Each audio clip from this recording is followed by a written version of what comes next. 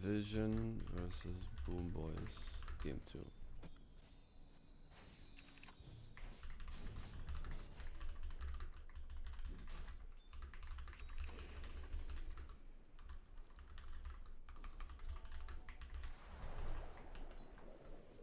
Save. Are we back live? Oh yeah, we are.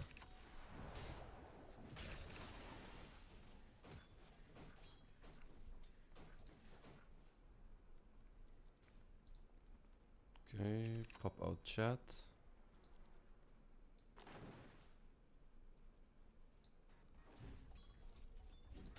That's good. Now we take the Twitch chat. Okay, how is this game going and what have we missed out on so far?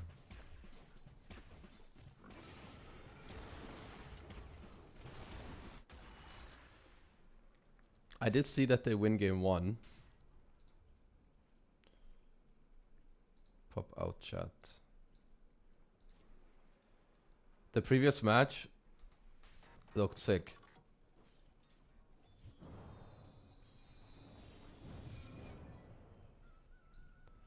This browser source should work.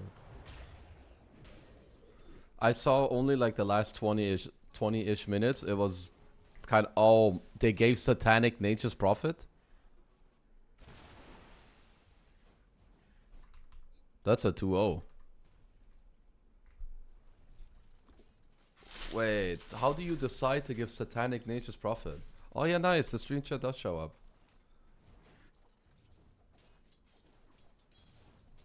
Does it show up on the YouTube stream too? This I don't know. Share the love in chat. It's my anniversary stream, apparently. Whatever the fuck that means.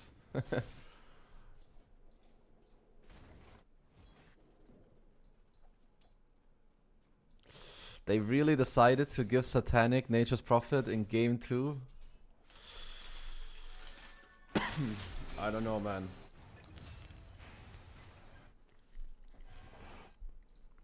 I think this is a fucking 2-0, guys. Why did you give him Nature's Prophet of all the heroes?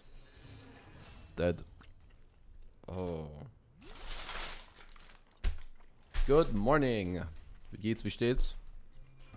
So what were the bans and who is even second pick? Chat on stream. Yeah, is it okay? Should I change it? I added it just now.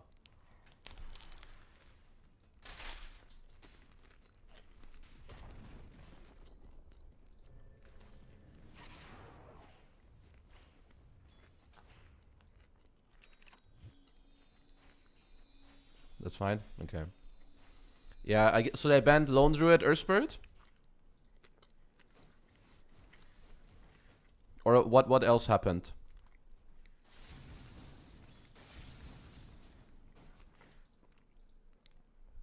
Oh, I think it is insanely ballsy.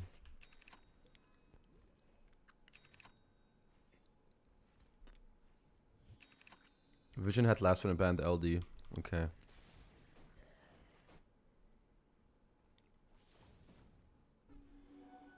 First pick. I honestly think it's crazy that they have Nature's Prophet.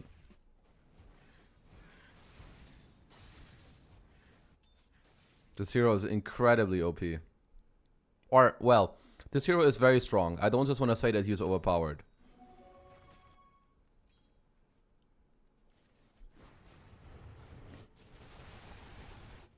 How does Satanic farm so fast? Nature's Prophet farms very fast, but then again, you are correct in the fact that Satanic farms incredibly fast on any hero.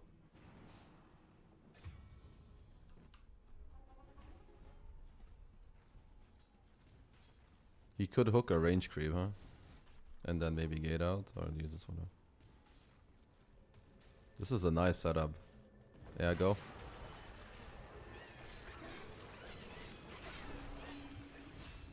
Wow. That was a really good setup. Okay. Kiritich is here. Satanic. He will die, but Kiritich gave his life for it. GPK, how many remnants? 1. Silence. Any stuns? Curse into a bash. Oh my god, they can bash and...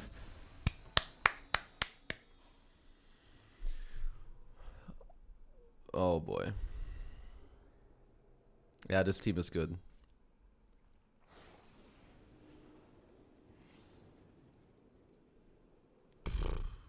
Wow.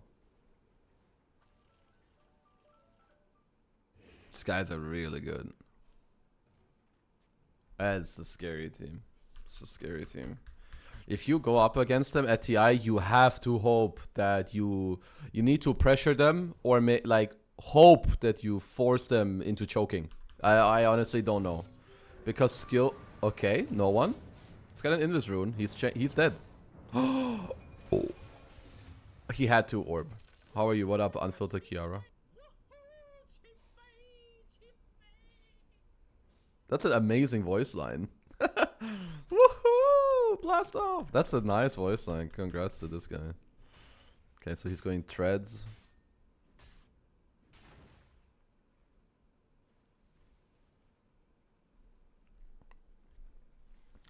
It's good.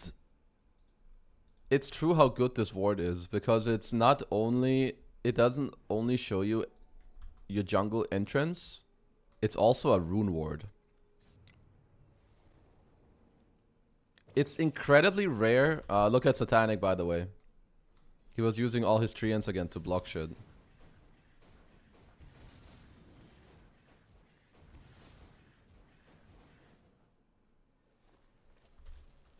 I was a bit disappointed. I woke up in the night a few times to check onto the games. I was a bit disappointed how 1W looked. You've played with Puppy. Did you find some drafting patterns of him?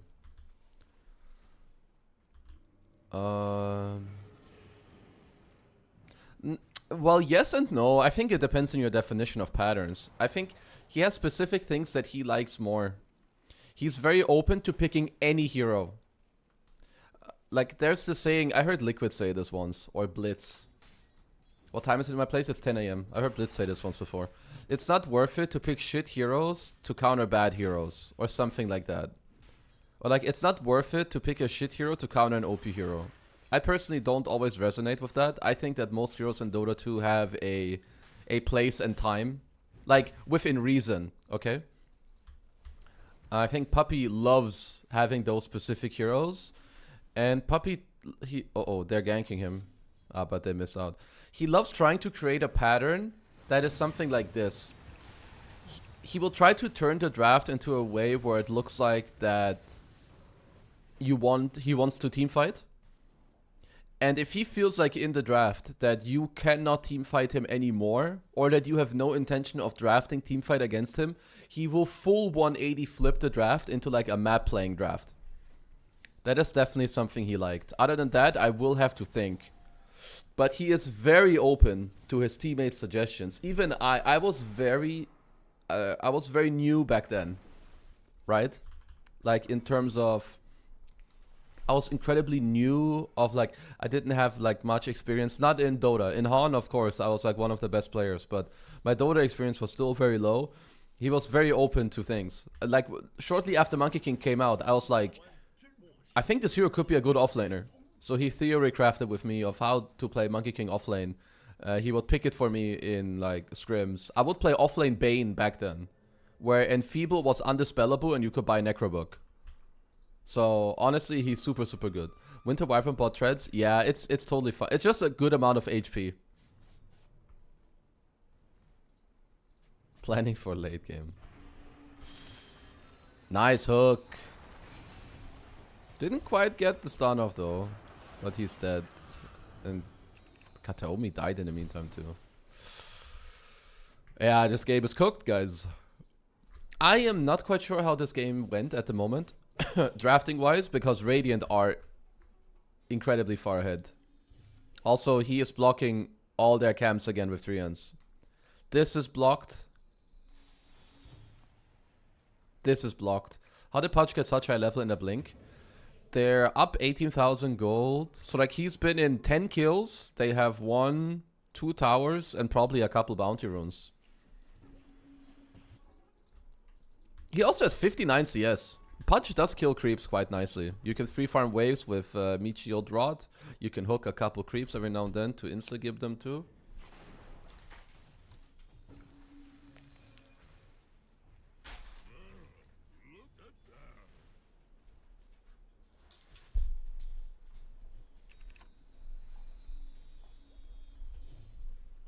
Where's my phone? There it is. You are late. I apologize.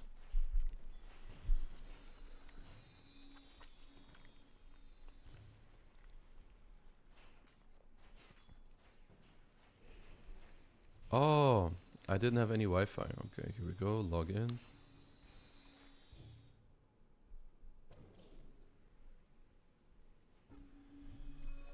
Well, let's see how this game goes. How the Dire going to catch this puck?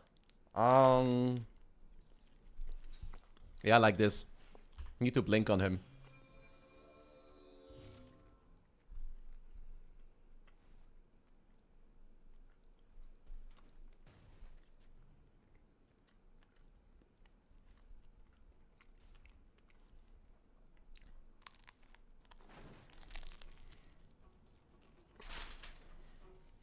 If you can make us understand, how does Satanic farm so quickly? Like, are there any patterns?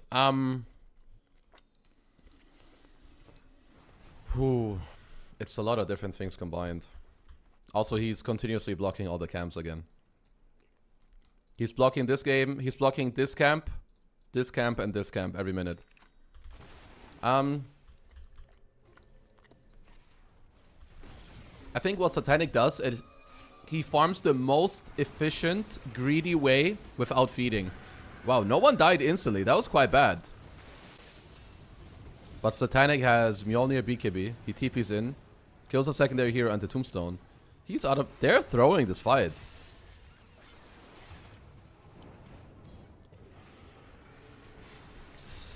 Splinter Blast. Oh, they're gonna die. They're gonna die to Largo and Ember.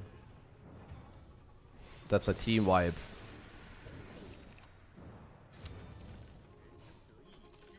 Uh-oh. No one fucked up in that fight. There's no way he was allowed to die this like that.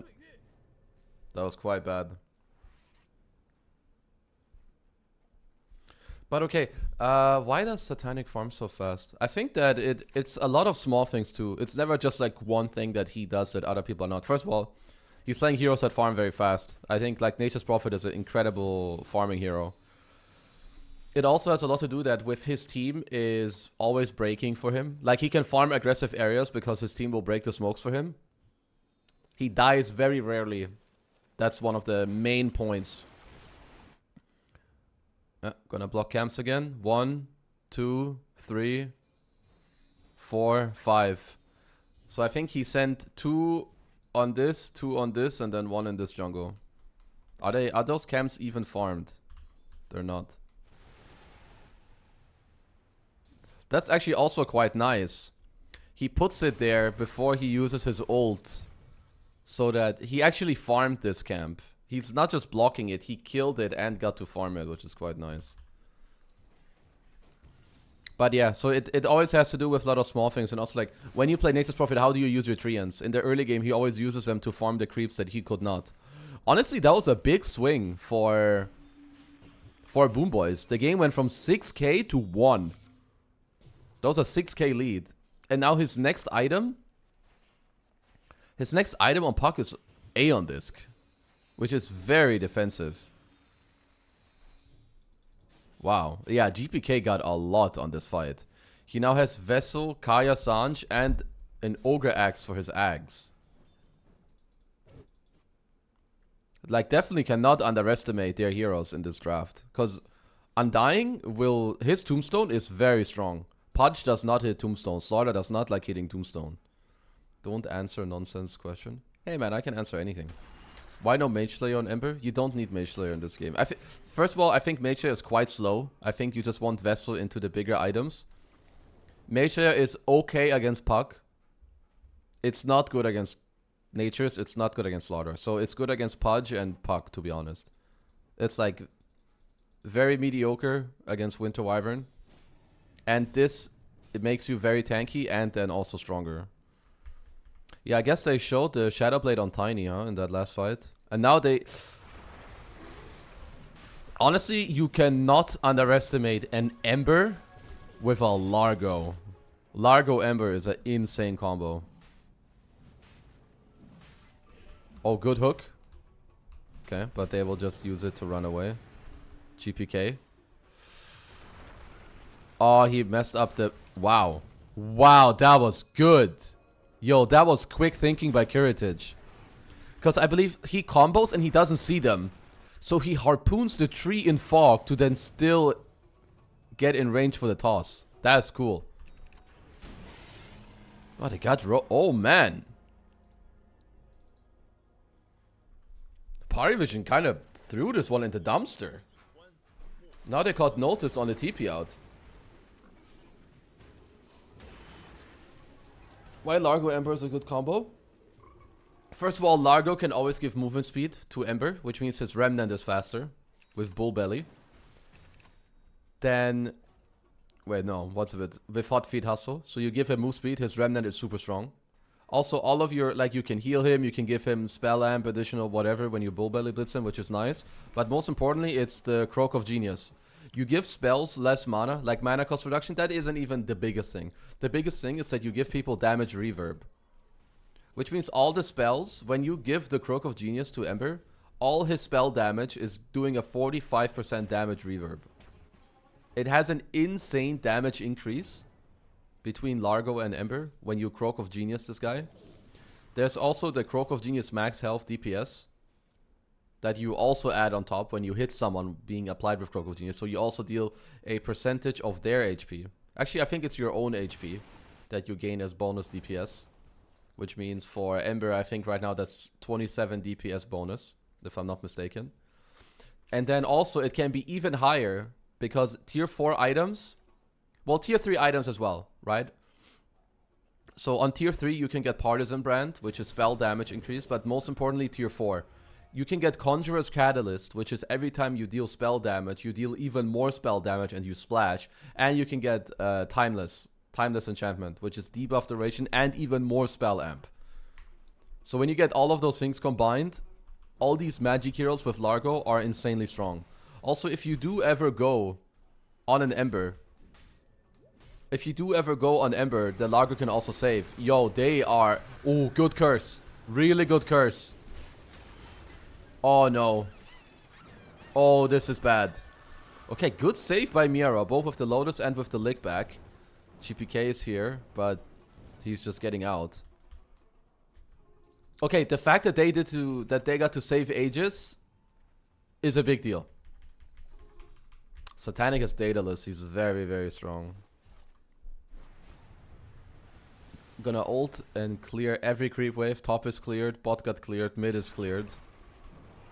They're catching 9 class. Cold Embrace, but he's dead. I would also consider Largo to be quite good against Winter Wyvern, both in lane and in the game. If people get cursed around you, you will never hit them, because you're probably playing your tunes, which means you're not hitting anyone. If you lick off Arctic Burn, obviously he can reapply it, but you can always lick off the last Arctic Burn tick in the lane, which means you're always a guaranteed higher health regen. And Winter Wyvern doesn't deal a lot of damage, which means your heals are good, and magic damage is super good against Winter Wyvern, so... Strategically speaking, I think that Largo is very, very good. It's a very good answer to it. Oh, wow. Quick blink out by Ducalis. Might still catch him. Get him with the toss. Quite deep, and KheZu has no mana. Good Yules. Yules arrow. Dude, if they had a... Oh, nice hook on KheZu. Uh-oh, what can they do here, though? Whoa, that's a weird blink in by 9 class. KheZu just get forced to blink out. Nice play by GPK. And that's an Aeon disc popped on no one. They're actually losing control. Why is it called Lauren off camp? I would give credit to Astini. He called it that. And also, actually, it's quite nice. It's nice when you give names to things on the map. Like, I don't know, Graveyard. Side jungle. So it's not like, oh yeah, you know the 2 camps in the jungle. Or like, oh, you know, 2 camps in the deep jungle. When you can give things like code names, in a way, it's always very nice. It's like, it makes it like easier to talk about and easier to understand. So that's quite nice. But yeah, it's also because, yeah, like FPS. It's because like no, Loreno farms those camps all the time, like a lot.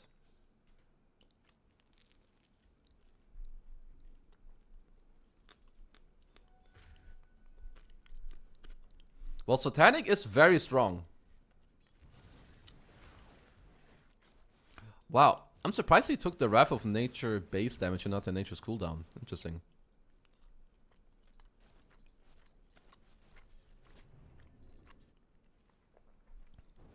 He will have a little bit of trouble. Like, Ember Largo is such a good combo, guys. I cannot understate it. Someone was also talking about Shiva's Guard. I see multiple Shivas on the same team a lot. How strong is this item if multiple heroes are getting it? It's super good. I think it's like the highest armor item in the game. It's 17 armor. It has a super good effect as well. It just feels great. Radiant should consider getting a Shiva's Guard against a Dire team. It owns Tiny. Shivas is like the best item against heroes like Lycan, like Tiny #1. Tiny #1. Because you have so low attack speed and such high damage. So it's like, the attack speed slow does not stack. That is correct. It does not stack. That would be way too good. But all the other components of the item are so good. It's a feels great to buy item. It really doesn't matter if you have multiple. It only matters if one of those Shivas could have been an AC. Because you also want an AC in like in most games. Okay, BKB on 9 class. But yeah, Shivas for Radiant would be very good. Okay, this is Vision as 11. For now, that one fight they took in the mid lane was very game ruining by Power Vision. Because they went from a 6k game to like a 1k lead and then they lost Roche after. And that should not have happened to them. This is a quite nice push by them down bottom. Very slow game at the moment, and I do agree with Dota Plus that BetBoom are currently favored. Also, they are pinging. Kataomi is actually pinging this high ground. He is fully aware that this is currently the case. Prophet ult again, clearing out all the ways. Yeah, I did clear up there, but... Phew. Yeah, this GPK Ember is crazy good. He's doing the lower enough build too, from what I understand. He was one of the first guys that I saw buy Skadi again on Ember. I have a nice ward out here on Kataomi. I actually like this one, especially when you play against a hero like Nature's Prophet. Because there are moments where you will TP into those places. Okay, Satanic wants to go Pike.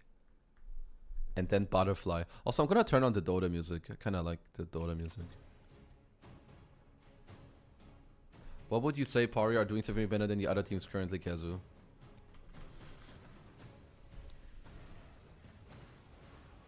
That's really hard to say at the highest level. Because it's always so many small factors combined. Probably what they understand better than other teams that you can tell from watching them play is that they have a very clear idea that they stick to.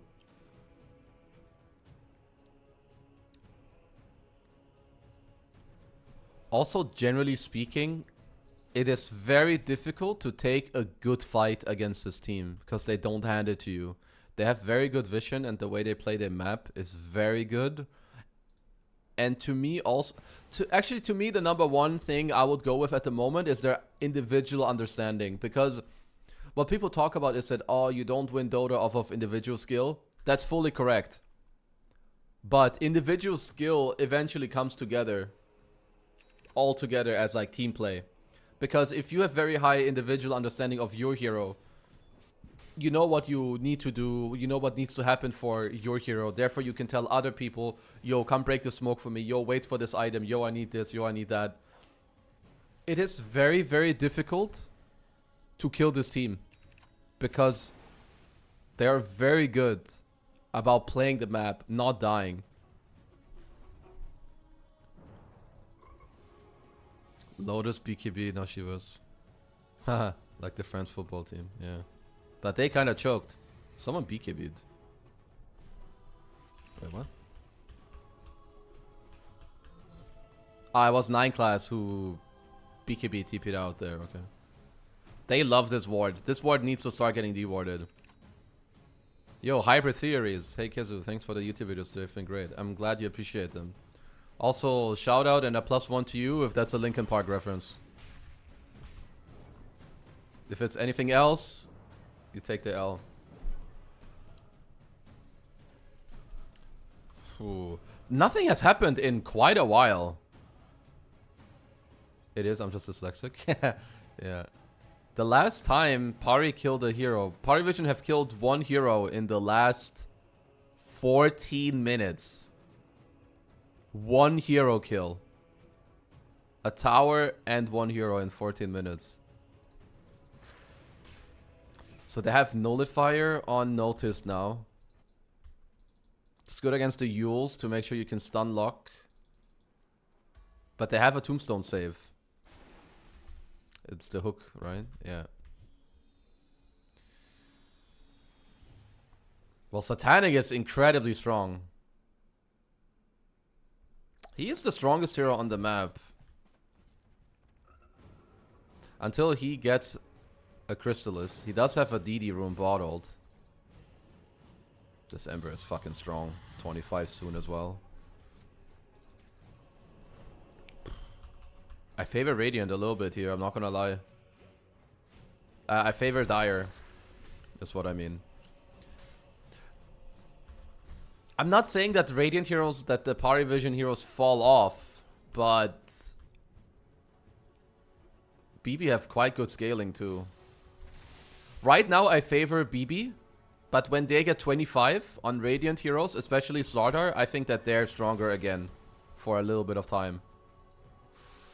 Because that Slardar has one of the most overpowered 25 talents. The Corrosive Haze Undispellable. I will tell you guys one thing. Usually, well, stuff has counterplay, right? Gameplay, you can counter gameplay it. Heroes, you can itemize it. Oh wow, they lost this guy too. They didn't expect them to have a ward here, huh? Wait, that's funny. I think 9 class blinked exactly on this ward spot. He did.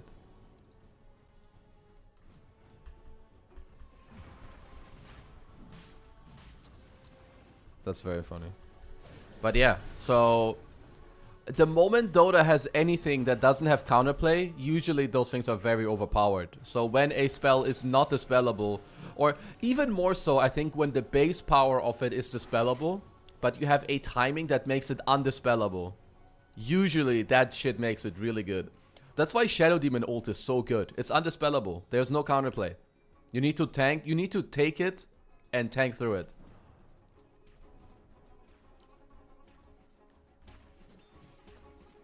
But you do have a lot of heroes in Dota that have crazy talents. Like Snapfire 25, super good too. Remember the one big super treant that Nature's Prophet had on 25? The one you had to buy a Dagon against or you just lose the game? That was super OP too. I think that like both these 25 talents are very good. Who else has OP 25 talents in this game? Splinter Blast is a good talent. I don't even know what Pudges are. Whatever. Largo, very good. 30% Amphibian is crazy. Butterfly is a weird buy. It's quite good. I don't love it necessarily. No, it's fine. Sleight of Fist can miss. Tiny hits very hard and not very often. I mean, it's good against Tiny. The thing is that it's base attack speed percentage, and this hero, Nature's Prophet, has ultra high base attack speed. So it does help you a lot. What else could he buy? Let's think about what else he could buy. It's AC or Silver Edge. Silver Edge, there's not much to break. The movement speed cap is good. And Silver Edge gives you mobility, which is nice. So then there's then there's AC. But Slardar can buy that too. Oh, I noticed. I mean, no one lost his Octarine core. I thought Bada was when you're ahead. Not necessarily ahead. You don't need to be ahead for Bloodthorn. Ah, wow. He's got level 25. He can do this now. This is like... Look at the small elements that this guy is squeezing into his gameplay. He's microing the tree and so they like stop like that. They share aggro one by one. Dude, they're way too good. Like, look. He had this one tree and run away with like 1 HP. This guy really upped his gameplay. I don't like Bloodthorn nowadays. I don't think it's that good. First of all, they have Largo, who has Lotus. He can continuously dispel it. Even if he doesn't have Lotus, he can dispel it with Lick. Mirana has Force Yules buying Nullifier. Yeah, buying Wind Waker. Which means you're really gonna need... Nullifier, but then they can still save... Excuse me? They need Nullifier against the Forces and Yules, but then there's still the Tombstone safe against it. Notice, of course, already does have it. I've not been very convinced with no one's gameplay this game. Ever since they died in this mid-river, nothing really happened for them. It's insane that they're still doing so well. But they must be getting out XP'd, right? Look how they're playing on the map. They're just sitting in base. Yeah, they're fine in net worth, but they're bleeding in XP. Slowly.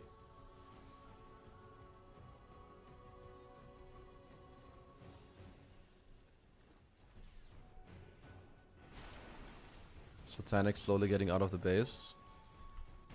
So they have Aegis. 1 more minute left. Very, very difficult to go high ground. Especially against the Butcher.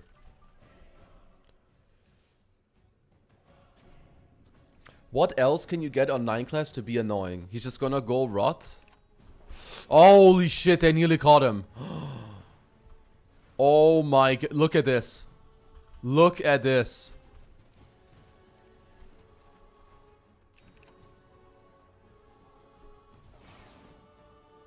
Wow, that is so close. He actually would not have had buyback.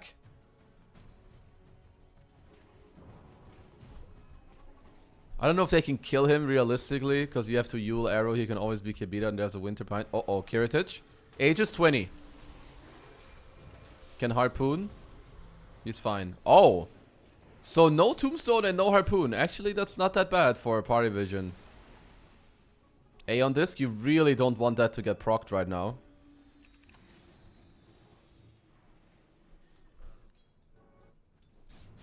Okay, so nothing too much happened.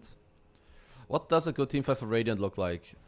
They have different ways of team fighting. One way of... I'm going to talk about the best ways for a fight to break out for Radiant. It's going to be a hook back. Or a smoke around where you kill... Where you get on the supports. Actually, you need to kill Undying and this Morana. Because Save is going to have Wind Waker soon. And if you don't go on Zombie, he's going to save with Tombstone. Those are the two best options.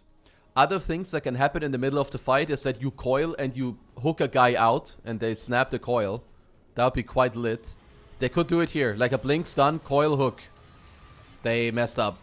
He got BKB off. They did not play that properly. And they're gonna pay the price for that.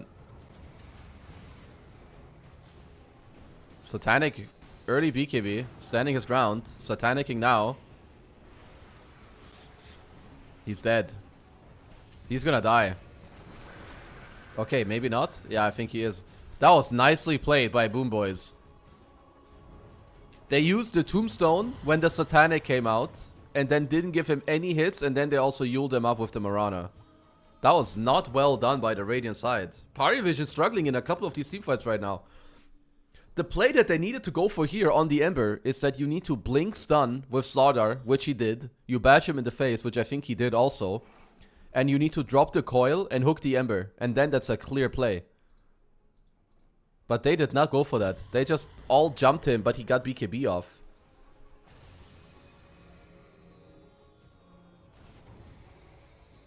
I'm sorry that this is so slow. He doesn't have bash, so you need to do it in a Slardar crush. You only have 0.8 seconds. I actually thought the stun was 1 second. You need to hook here. He was too slow. If he doesn't get BKB off...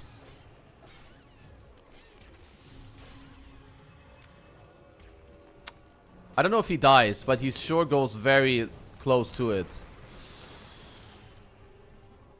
Let's go live, see if we haven't missed anything in the meantime. They took mid-racks, uh-oh. Oh, that's double racks down.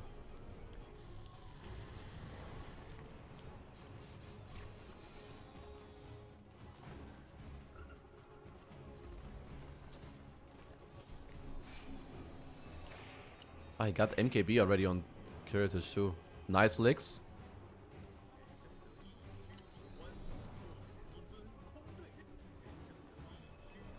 Uh-oh, guys. This is a big deal.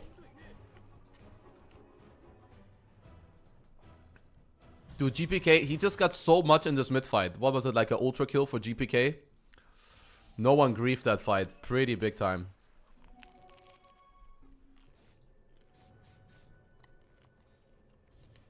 Oh, I need to check my fan. No!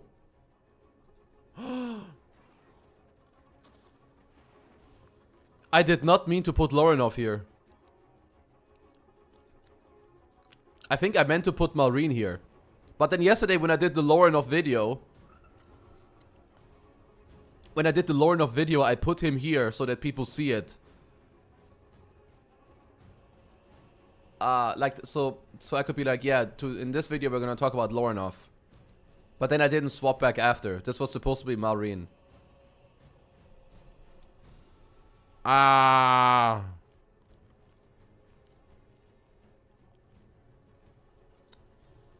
Fuck. You think MP doesn't do well with a lot of other heroes late game? I think MP has good late game. I think Slaughter has good late game too. Right now, if you're Vision...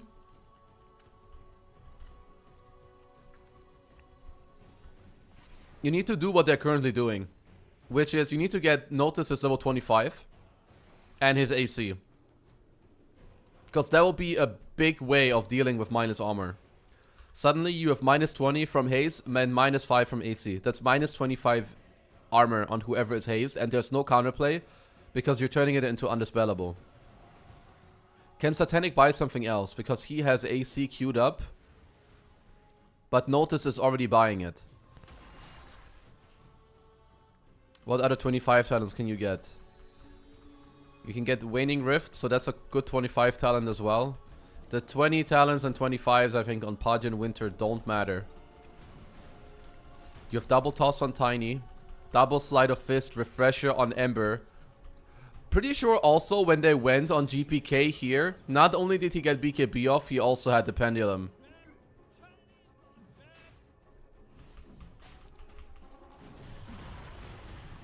Hex on Largo is a big one. Okay, Roshan roars. They have Wind Waker now too. Oh, yo, yo, yo, yo, yo. I don't think the AC solves the issue that they have. Yeah, I mean, the problem is that they have saves. But it's not impossible for Radiant. Like, sure, ideally they kill Undying first, but there's also the world, I like this Rapier choice. There's also the world where, like, Boomboys eventually, well, you're not gonna kill Nature's Prophet unless you send heroes in. It's not that easy to manfight a Nature's anymore when you're playing into a Corrosive Haze that's no longer dispellable. Which the whole game currently, it's been dispellable by Largo Lotus and his Lick. And now, Satanic, who bought a Divine Rapier. Is he hiding it? He's hiding. It's funny, because he's not just hiding it, he even put it, like, off the map. So I like this. You gotta go big or go home. This is why I like Satanic right now. This player has really improved at an incredible rate. Wow, Mjolnir is really the one that you put out, huh? Yeah. I feel like the NP can't go over the top to carry for every... Dota is not a 1v1 game. Don't get so tunnel vision on this one hero. And Nature's Prophet is very capable, by the way. It's a very, very strong hero. Okay. Aegis is gone. Aegis is not gone. But they want to look for, like, a quick kill. Because the thing is, too, it's not only about Nature's Prophet. It's about his entire team. And it's about Corrosive Haze. He TP'd in and I think they saw that. No? They're smoking through the top area.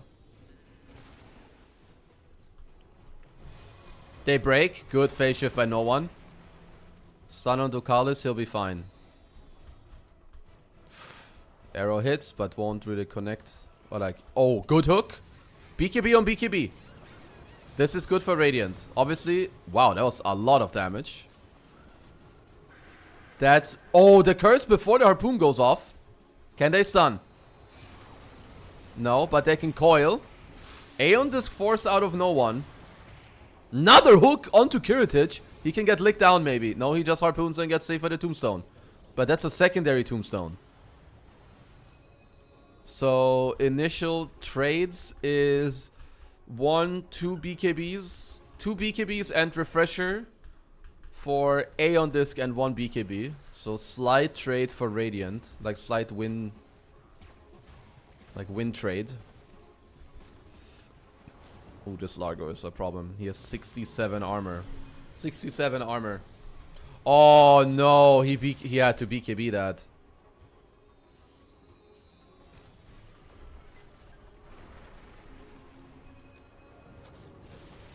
I mean, Nature's will always have highest net worth. Even if you try not to give carry Nature's not highest net worth, he'll be highest net worth. Ooh. I mean, this is scary though for Party Vision. They don't have BKB on Satanic. Hex on no one. He's dead. Didn't have Aeon Disc, got hexed and licked in. Oh my god, Boomboys are doing it.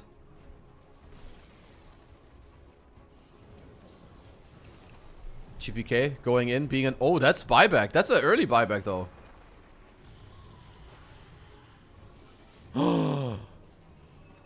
Okay, they did not have Avalanche. He actually could have maybe died there. Okay, Satanic has to... The problem is right now, his BKB is in backpack cooling down because he wants these 6 items. But it also means it will never come back. Oh, this game's over. They don't deal any damage to this Largo.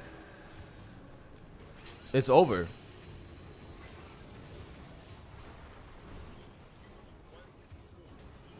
Uh-oh. That is a little bit of Trouble City. Adds the Aegis carrier. How do you decide between using BKB and items at once or saving for after Aegis? Generally, you need BKB for after Aegis. Because if anything goes wrong, you can always get out.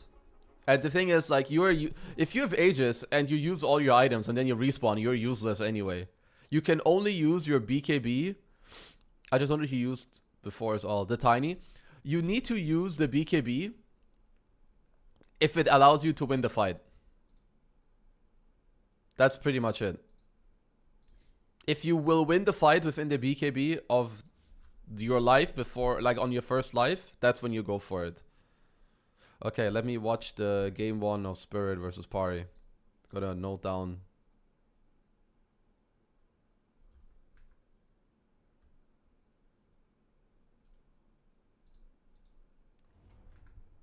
Yeah, honest, that would be a good video idea, Neox.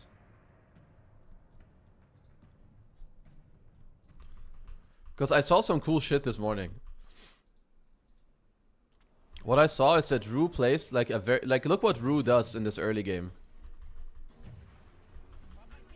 He moves super fast here. Like, as fast as possible. That's very funny. He places this ward. And they see all of them go through the gate. So they know they're here and they know they're smoked up. So now they have really nice positioning here. They take a super long way around. So he broke it with the bear. And I also like what Rue does here. Look, he's like on the low ground. Kind of baiting. Like that was OneWin's vision. Like they saw him and then boom. The moment they go up the high ground, they're all here. That was super cool.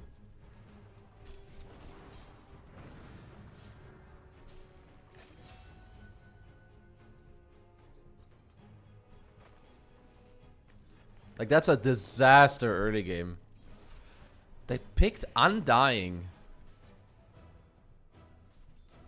Oh, where's Bob? I'll bring Bob. Do you think Snap is kind of broken? The hero's really good. So that early play was really cool by Spirit and Rue. Oh my. Well, it's Doom against tag team. He already sucks against tag team, and here they have 3 units. This was another cool thing. While Ari is de-warding, they immediately go on him on Doom.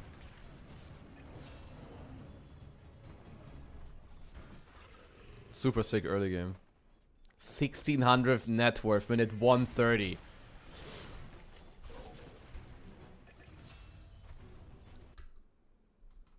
He has 4 kills.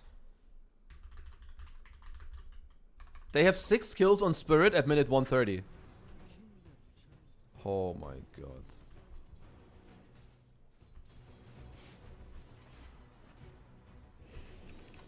He keeps double decaying them.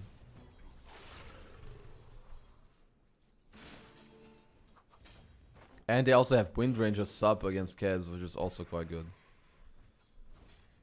And Pango made against Invoker. Oh, excuse me?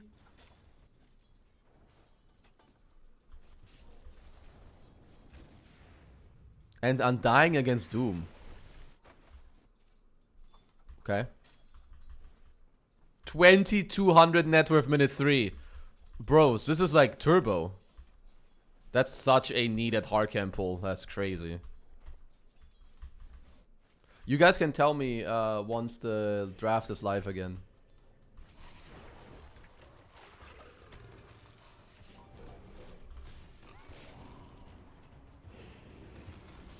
Good move by Ari to try and go up here, because 33 is holding the lane here.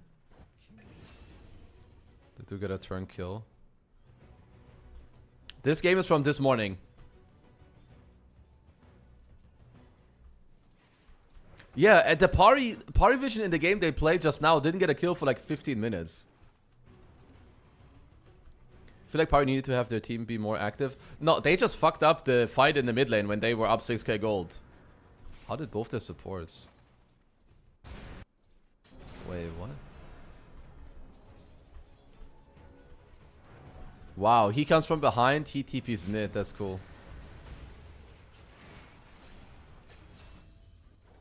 They're getting way too much. It's funny. 33 actually found an opening by getting Ogre Smash.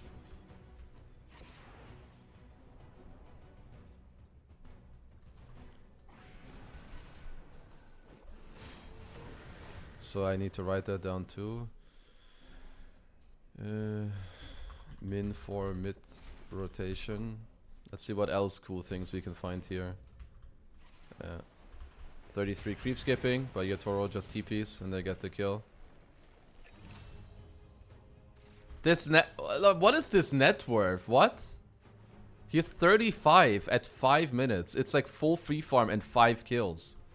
That's a nice ward, but it's gonna get de-warded by Ari.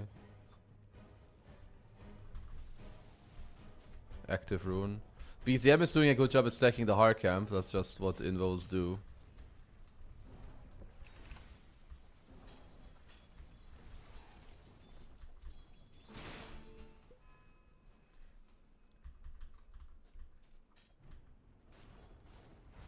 Bot tower being pressured. Good ward though here by Ari. That was never gonna be a kill. Oh, the early game is just so slow because they have Doom Invoker and they bled like 18 gazillion kills. 650 wisdom rotation.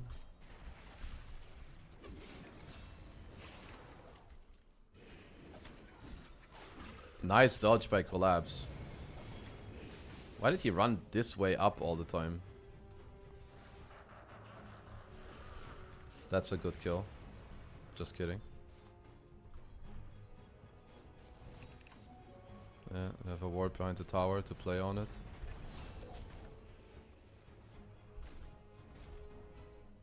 I mean, 33 is playing mid lane, like...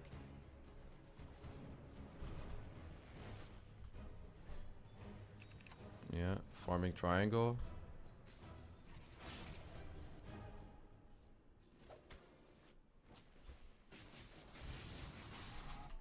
Even spamming ult just to farm. Holy fuck. Not me taking mid. Good ward. I'm on Radiant. Wait, they both have the same ward. Okay.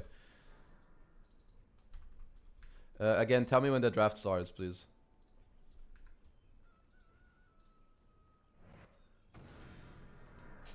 I need to open the screenshots for that.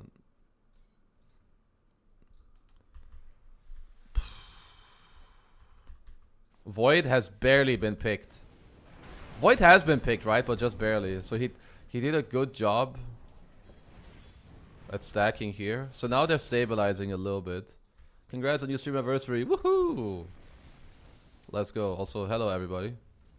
I keep giving him... He went Midas. This net worth is... Was this the highest non-alchemist net worth at TI? It has to be, right? At minute 10. Yeah, Faces Void. Void Spirit's been picked. I know that. Lorinov played it.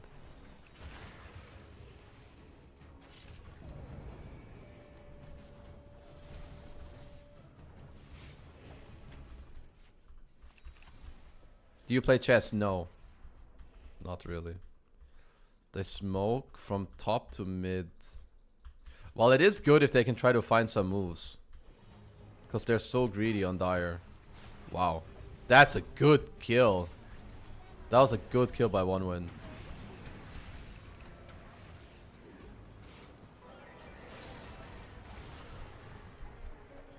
This is honestly, these trades are good for one win.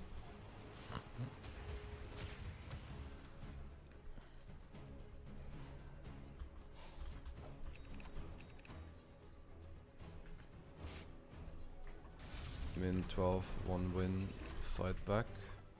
That's actually 12-minute Mjolnir is absolutely fucked.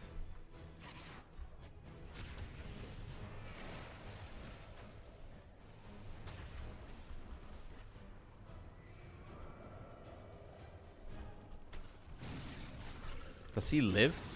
Pure has too many of these deaths, and you cannot tell me that this is not true. Remember when I said even in my prediction video, I'm like, well, it was actually it was Thomas who brought it up, and I agreed with him that Pure just isn't. I think Pure's top level can be similar to Yotoro, but when this guy has a bad game, he has a lot of these deaths. Like, look at this. He goes through the gate, and he's just greeted by my bro. Well, this is also good play by Rue, absolutely. But yeah, Pure has too many of these plays at this TI.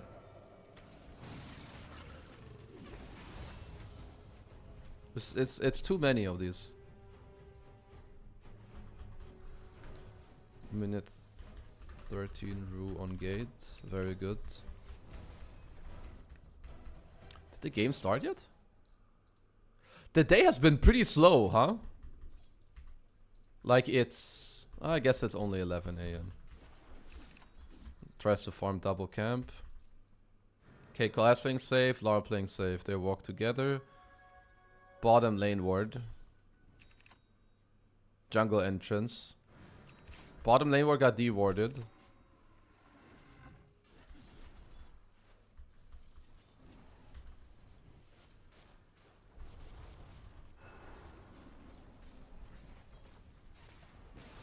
Late TP there by Collapse. Could have definitely been here earlier.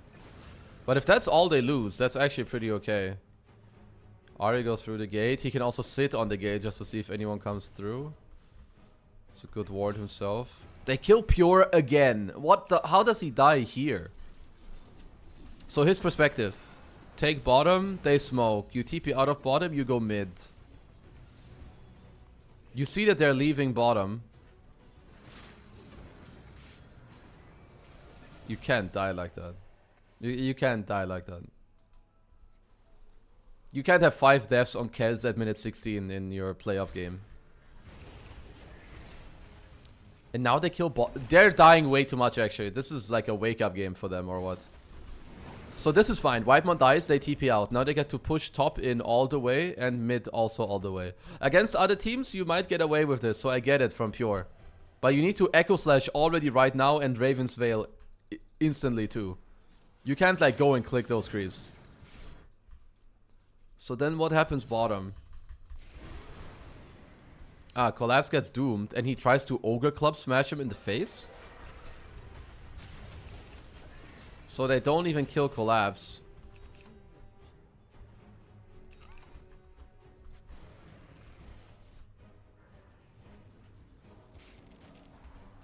Not Me has Distiller going Blink. Wow, that's funny. Just Tiara as farming item. Normal stuff. What do we have on loan? He has Mjolnir Ags. Farm aggressively. They play as 3. Okay, they kill Whitemon. Very nice Gru play, actually. In the fact that Ru is not playing with the team and that the bear isn't playing alone. Because the bear with a secondary hero, you might get some kills. But the bear alone, you can kill the bear. Farming very safely on his hero. Everything's normal. Took alert. I like Nimble a lot on Lone Druid later on. I think the movement speed is super nice. Octarine, first item. They're going in. Great snowball. How is the bear here this early? How did they read this play? That is really smart. I need to see their map play before. Ah, yeah. So they saw green and light blue. They see Kez top. Also, with how Pure is farming, he can't even join his team for a fight. I don't like when carries farm like this. Imagine he TP's bot now. He has 1 spell. So anyway, that's a great save onto Collapse. Ahri dies instantly on the side. They will finish Collapse. He insta respawns. But they lose full map. Pure? No.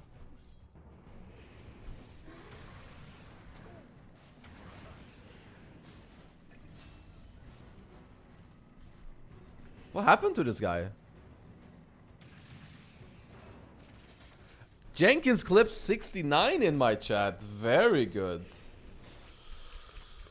That is awful.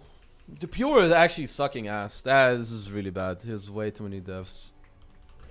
Pure death compilation, potentially.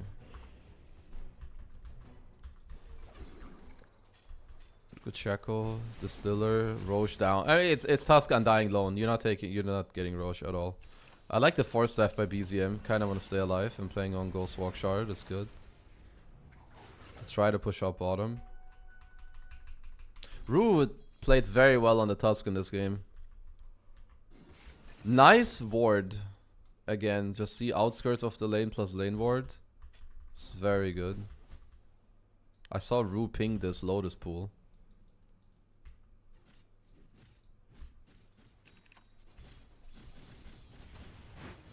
Smoke all the way to top. Pure dead again. Number 7. In 20 minutes. He's averaging a death every 3 minutes on Kez.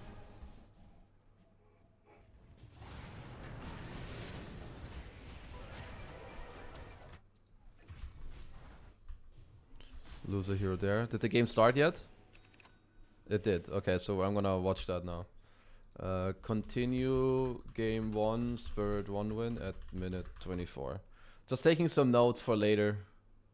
I love you, Jenkins. Jenkins clip 69. I'm gay. Me too.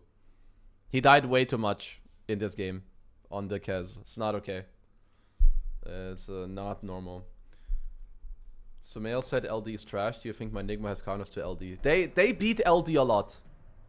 They beat LD a lot. So there is definitely a world where they think that. What up, Sam Just? By the way, they will...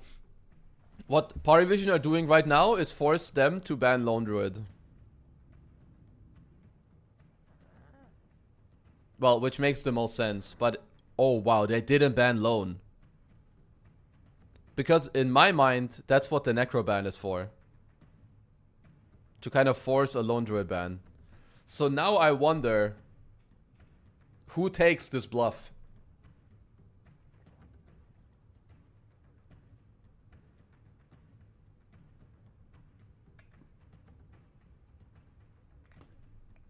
What is in the pool? If you do take loan. They left Nature's Prophet also. I think you take Nature's Prophet over Lone Druid.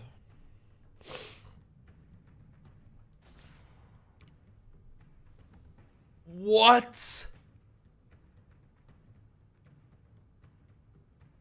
What happened with Bounty Hunter? I know the hero is great. I prepared a small video on Bounty Hunter and why he's good. And obviously there were a lot of examples of Saxa and what the hero does. Oh, wow. Not the first phase I was anticipating. So I like that Boomboys go Lina. You don't want to give Bounty Hunter like these type of matchups. Because Bounty plays the map insanely well. And then he has damage amplification with track. So he pairs up really well with Lina. I do think that Bounty Lone also play really well together. What do you bet? Underlord, maybe? If you want Lone Druid? Well, there's options. There's still Nature's Prophet. If you're... There's still very strong heroes in the pool. There's Nature's. There's Lone Druid. I like Underlord. Underlord also goes up in value if those two heroes are in the pool. With the Tide. With the Lone Druid and the Nature's. Winter Wyvern lost some value against Lina.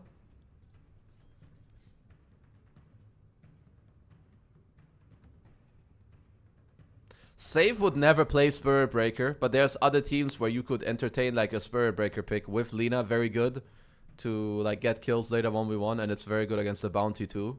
Mirana lost a lot of value for Boomboys at least, because it's against Bounty. You could pick... I don't like Mirana Bounty that much either, even if you're Team Vision. Let me open up the hero grid on the second screen, so that I don't like hide the draft. Wow. A Dawnbreaker ban?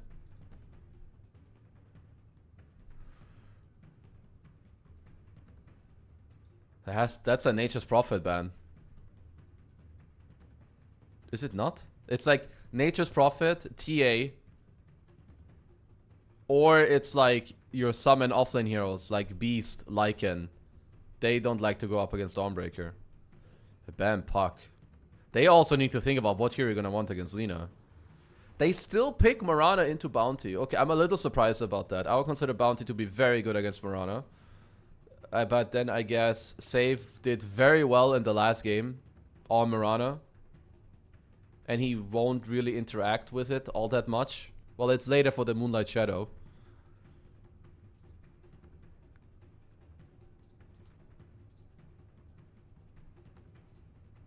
Dude, it's so hype actually. The TI music, or like this one. Let me open the screenshot again.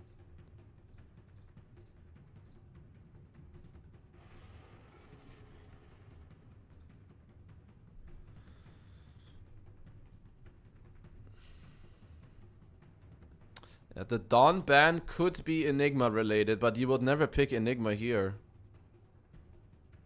I don't see why you would pick Enigma here, makes no sense.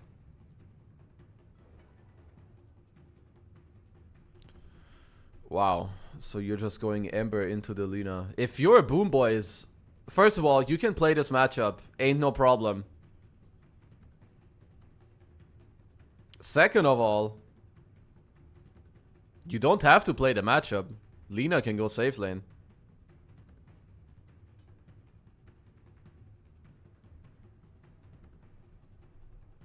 So, you pick your Kateomi hero here. Melee. Melee guy. Ember does not lane well against Lina. You get by. You get by. You lose, but you get by. It's like some 65-35 lane. ET +1? Oh, Bane was in the pool still. I like Bane. Underlord, I think. Oh, but then you have double melee lane. Oh, shit, dude.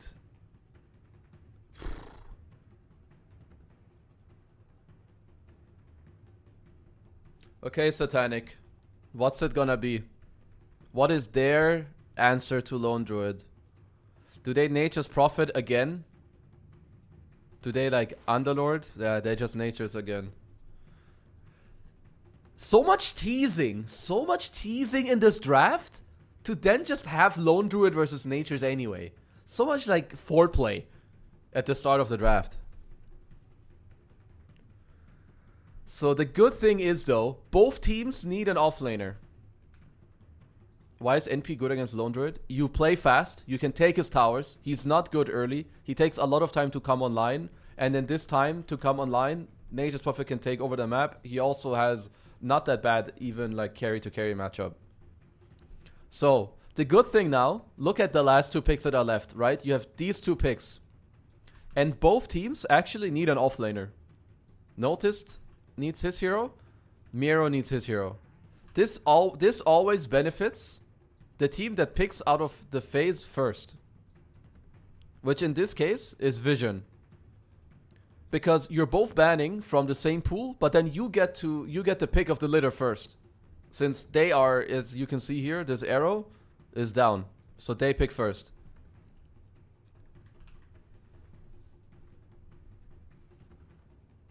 So it's also like you need to think about the heroes. Okay, what do they want? But maybe we want the hero also. Because if we both want it, Vision don't need to ban it. They can pick it out of the phase. Underlord is a good pick, but it is incredibly slow. Oh, the Timber ban is very good by Vision. That was a these are good bans. So if you're Boomboys, I really wonder where Primal Beast is. I'm not saying it's gonna get picked, but Primal Beast is super good against Nature's Prophet, so that's something that could happen. I like Underlord for both teams. I like Underlord for both. It's a little bit more slow for Vision. Because Underlord Bounty Hunter against Lone Druid Bane is tough. Oh, actually, you pick Enigma.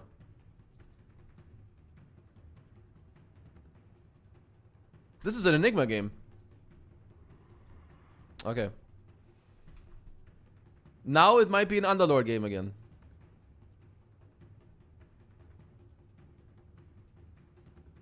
Summons are really good against those, but the problem is you're playing double melee.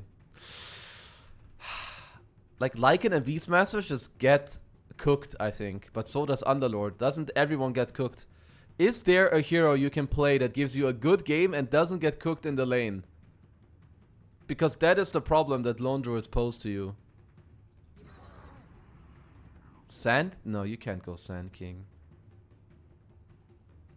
I'm just afraid if you go Underlord, you just lose the lane so hard. It's so good for the game. So difficult for the lane. There's stuff like Lycan, if you want to try to like squeeze through the lane, they just go Slardar. Underlord innate should work for Prophet. That's an insta pick. They go Underlord. Ooh, I think this is a really good Underlord game. And it's really good against all their heroes. I would even say that Underlord is good against the entirety of Radiant. They're two low damage supports, which makes Underlord very good. Bounty plays alone on the map, which means the gate later can catch him. Underlord Axe is insane against these three cores.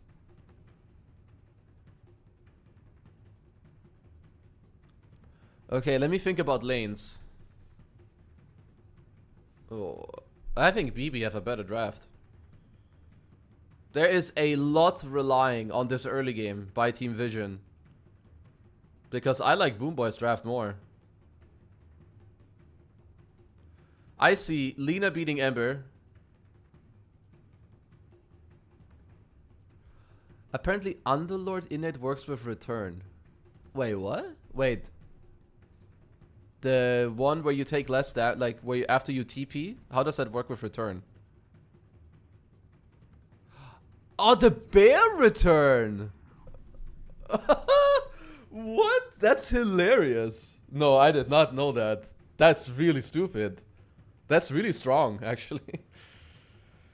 Okay, just to talk about the game. both lineups falter very quickly because they're very greedy. Boomboys are super greedy because they have Lina and Lone Druid and Underlord, but they have Lone Bane laning against Slaughter Bounty. They're fine in this lane.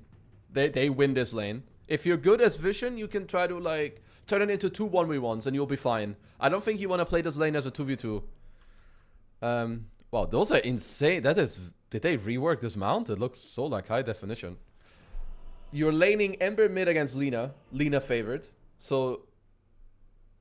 And then bottom you have Winter Wyvern Natures against Underlord Mirana. This one is favored at least for Pari. By quite a bit. But this... I'm not saying that they're outscaled on Pari Vision. Because you still have very strong heroes. But this is an incredibly good Underlord game. If they don't do poorly in the early game. I missed your analysis. Why Slaughter over Underlord? So I was saying that at first Enigma would have been the best pick, but that got banned out. And then I was pretty much under the impression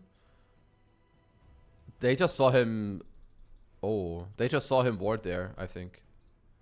I was under the impression that Underlord was going to be good for both teams. Look at this. They're smoking up. Smoke breaks, dust. But he's too fast. But now they can de-ward this. Which now means that 9 class will know also that this should be warded. Pitlord portrait, like this one. That looks stupid. Why did he want Slaughter over Underlord? They may have been playing with like the idea that Underlord is too slow into Slaughter Bane. And you want like some movement speed. Okay. Going unnoticed, but didn't quite get... He's dead. First blood. Yeah, it's first blood.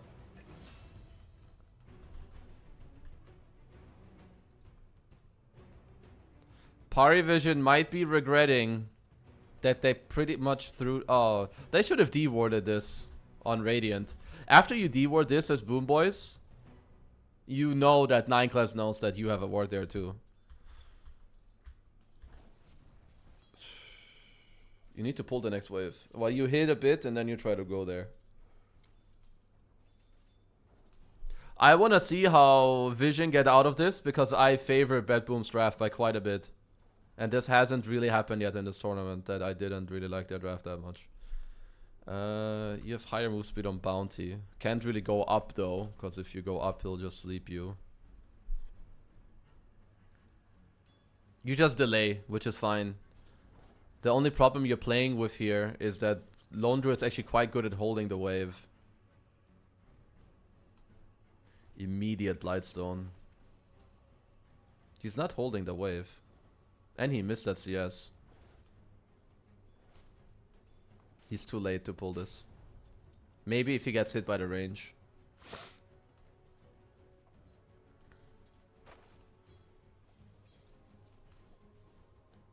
So they pulled this easy camp. That's a good pull. Because he didn't pull everything. The entire wave is dying to this camp.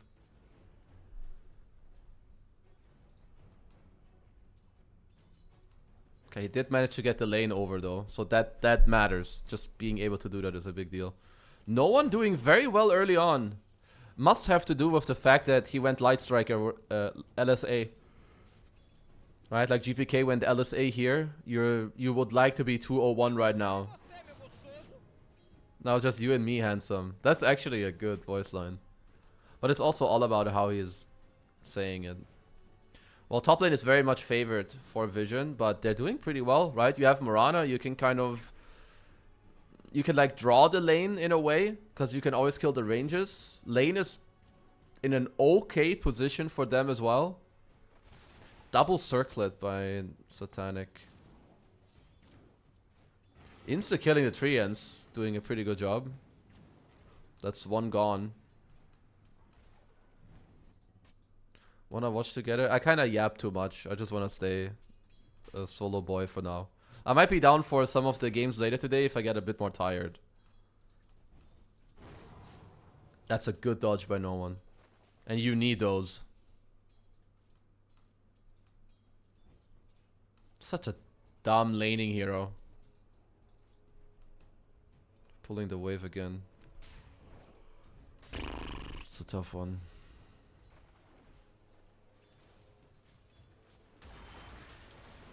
That is a good play. That is such a good play. Wow. It's not that common that you expect a 1-1-1 skill build play. You generally expect Prophet to TP at level 4. Wow, that was crazy good. Because the other thing is too, this lane is omega pushing. So that even after this play is over, Notice still gets to play up here.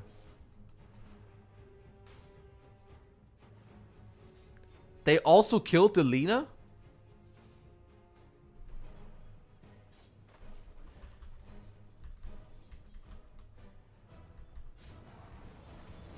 How does Ducalis go to mid?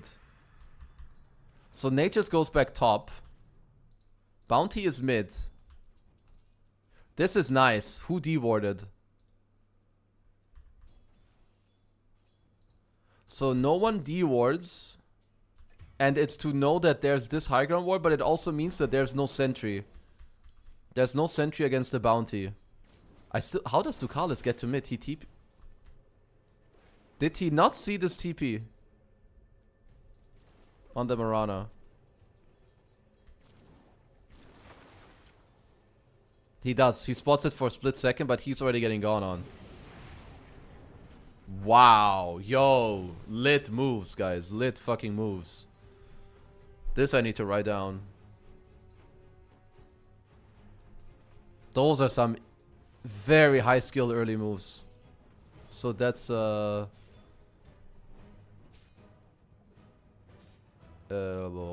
am I?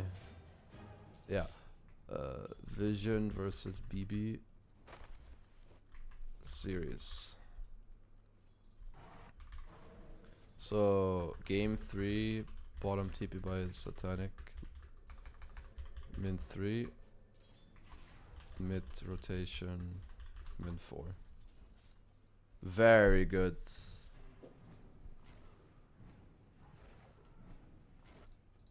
Nice. Courier snipes. Double. Very big. Very big deal to get double courier snipe like this. Lane ward by Ducalis up top. Pinging mid again.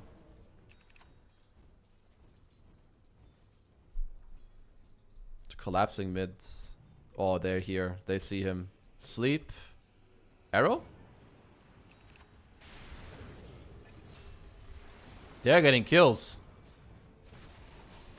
This is not good for GPK.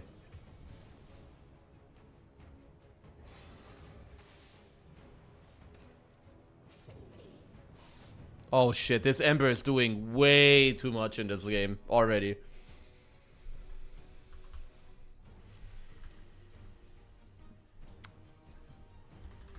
Mid collapse 6. They are kinda cooking on Party Vision. I need them to win. Someone asked for my predictions. Let me show them to you. The only problem is I did not mean to have Lorinov as my mid. I meant to have... this is meant to be... Marine. Anyway, these are my predictions. So I'm right with Spirit. I have Vision here. I have Liquid next. I have Falcon down here. And with what I'm seeing today, I will be wrong here tomorrow. There is no... like, I still believe a little bit, but I have lost a lot of confidence in one win. Especially after seeing Boomboys really take it to Team Vision here. Wow, he barely got out, huh? They're having very... there is some good early moves going on from Team Vision. Actually crazy how they're rotating. This is giving a little bit of space to BB. And they do need it, right? They're greedy. They're playing Lina, Underlord, and Lone. All in the same draft. Nice last hit with the fist. It's just level 1 dragons. I don't know if people skilled like this the other day when I saw Ember versus Lina. I don't think they did. Let's see. 9 class is mid. He dewarded the ward. It's a decent sentry that they have here. But that's another holy fucking amount of stacks. Yes, yes. It's Helm of Dominator. Lone Druid pulling himself his camp. What is Notice trying to do? Ah, actually, this would be quite cool. If they go here right now and even just push in the wave and all these creeps run into the tier 2, Kiritich will be quite sad. I think Kiritich, like, omega fucked up by farming the wave here. I like that this is starting to get abused. When people pull these waves and it's like a double wave or a triple wave, that you kill them like this.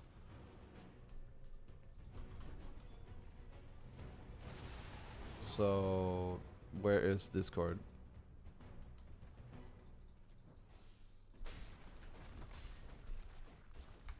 Min 8 collapse on double wave. Let me turn off the display capture. Super good stuff happening right now. Ooh, he scouts out all the stacks. Bounty onto high ground ward. Good lane ward top. Nice aggressive ward here. Good lane ward bottom. Yeah. Oh! Not quite able to catch. Noticed. Also fine. So, active rune in 30. Where do they go? Can they try to touch this guy before the rune spawns? Miro with very good discipline to not get caught out. Brown boots Kaya on GPK. Okay. Not even bots first. He's pinging. He knows they're there. Smoking mid, I assume, here. Yeah. They're not playing the same rune on Boomboys. They need to be on one rune. Invis on Kataomi. Chains on Lina. It's another collapse. They're bringing the numbers. They had a good in-between game talk on Vision. A very good one. Okay, Miro TP's mid. He does stop the push, but this is annoying for you. Actually, I don't even know if he TP'd. I think he may have just walked, so it's not even that bad. So, they ping the stacks.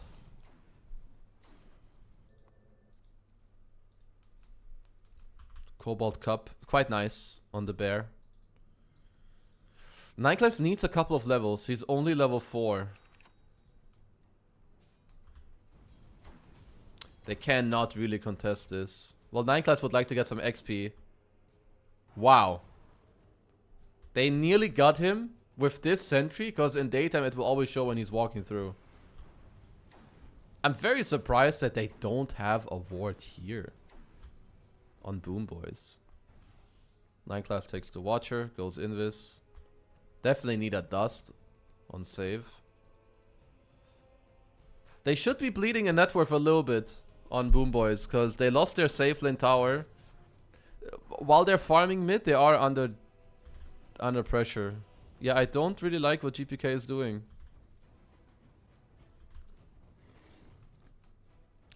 I assume the reason he's not going travels is that they like map space, so he doesn't really need it. So I don't mind the Kaya at the moment. Yeah, here goes Satanic. It's gonna start blocking camps. Look at these. This is why I like the spots that he uses. You see this? You don't really find... Like, you have to literally go look at this tree end. Same with this one. And this is what I showed in the video the other day. Like, they're not just, like, random clicked. They're deliberately placed in those places. So unless you're there when those tree ends run in, you're not catching them. Dude, why is this route so long duration? Good cold embrace. Kiritich, he's dead again. They're overplaying too much in their jungle. Save has 1 leap. Kataomi is dead. They're killing Satanic. That's a good play. But GPK is not. That's a good arrow. And it's maxed out. Oh my god, this fight is good for them. Stick soon. Pit in 2. Pit. He couldn't reach? Oh!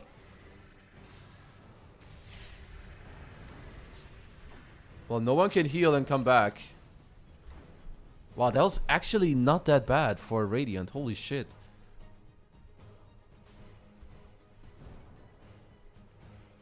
I have to rewatch that because I'm gonna go ahead and say that Miero had range if he max ranged it. Because obviously Pit has a cast range, but it also has like a big radius of where it can hit. Yeah. Nah, no, only I think that reaches. If you place it here, it goes, I'm pretty sure, to like 100 range over him.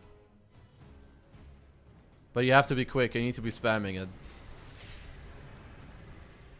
Should have been a kill. Oh, this game is tense. High skill though, actually, with what's going on.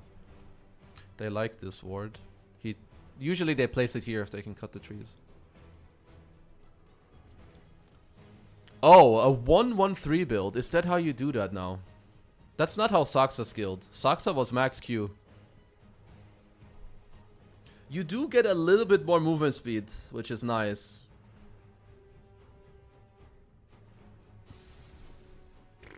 Okay, Maelstrom. Very low net worth on Lone Druid.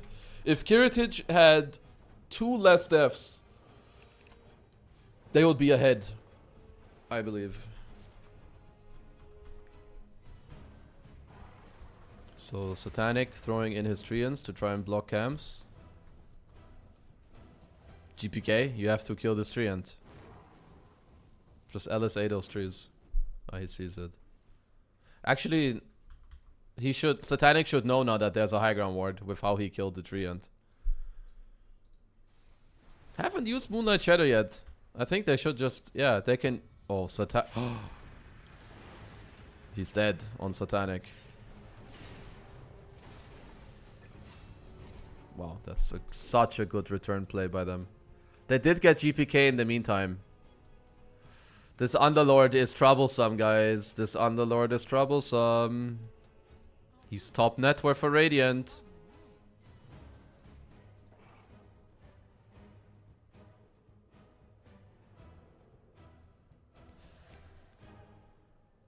Keeping out.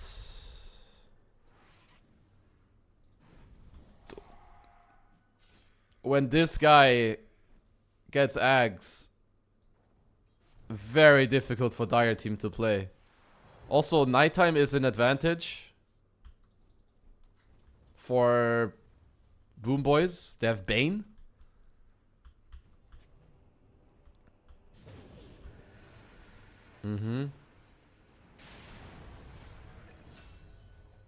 Not a free kill.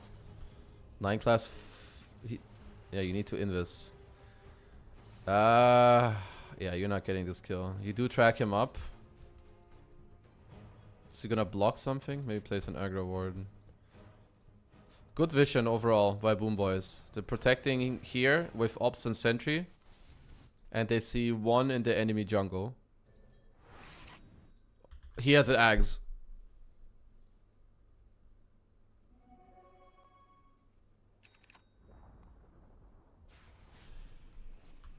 He's pinging because he knows that they have Pit. They can go on Ember. Oh, wow. Noticed. Okay. Good profit ult. That gets a freebie. They're looking mid. Why is GPK pinging middle? Kaya into Ags. No boost of travel. That's... You're so slow on the map. They are lacking space. I guess they get that to take mid and top tier 1, right? Okay, this Moonlight is like... the most obvious Moonlight Shadow I've ever seen in my life. Yeah, he takes Nimble. I like that. Vessel on save soon. Obviously very good against Winter Wyvern. Satanic farming. Gonna go Dragonlance.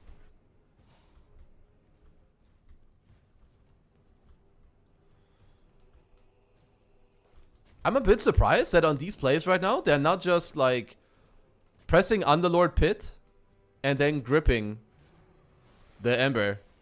Because even if Winter Wyvern runs in to then curse the Bane, by the time that Ember is pitted and getting gripped or slapped, there's a max duration arrow flying in.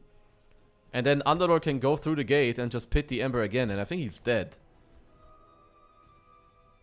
Isn't Slaughter BH a bit of a weird duo? Not really. They're very single target, if that's what you mean.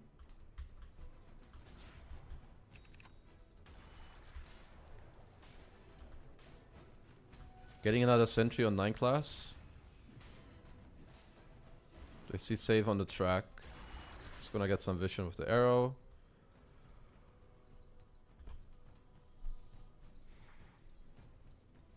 Well, with level 2 Corrosive Haze, you can look at both Tormentor and Roshan.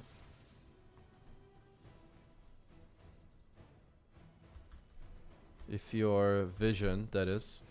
Blocking some camps again on Satanic. Yeah, full triangle, getting blocked again.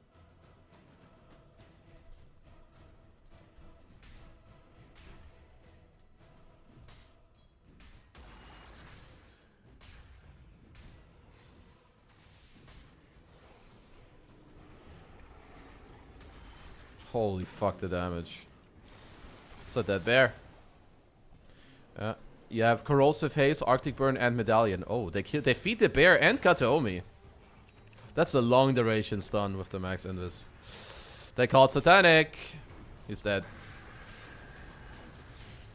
Yeah, he can't live.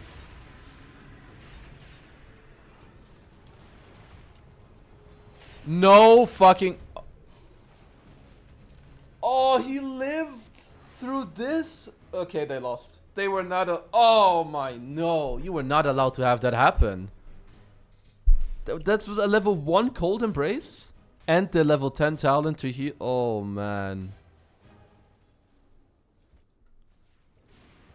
They didn't have Vessel yet either, right? No. GPK dies mid?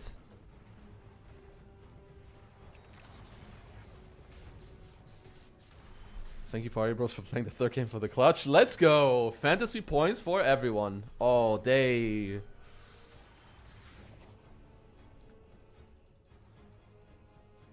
They're not playing well on Radiant. A very poor game by both GPK and Kiritich. And a really good game by everyone from Parivision, I think. Especially the subs. They went mid early. Oh, but Satanic had great TPs in this entire game. 9 class had crazy rotations. They killed Lina like twice in the early game.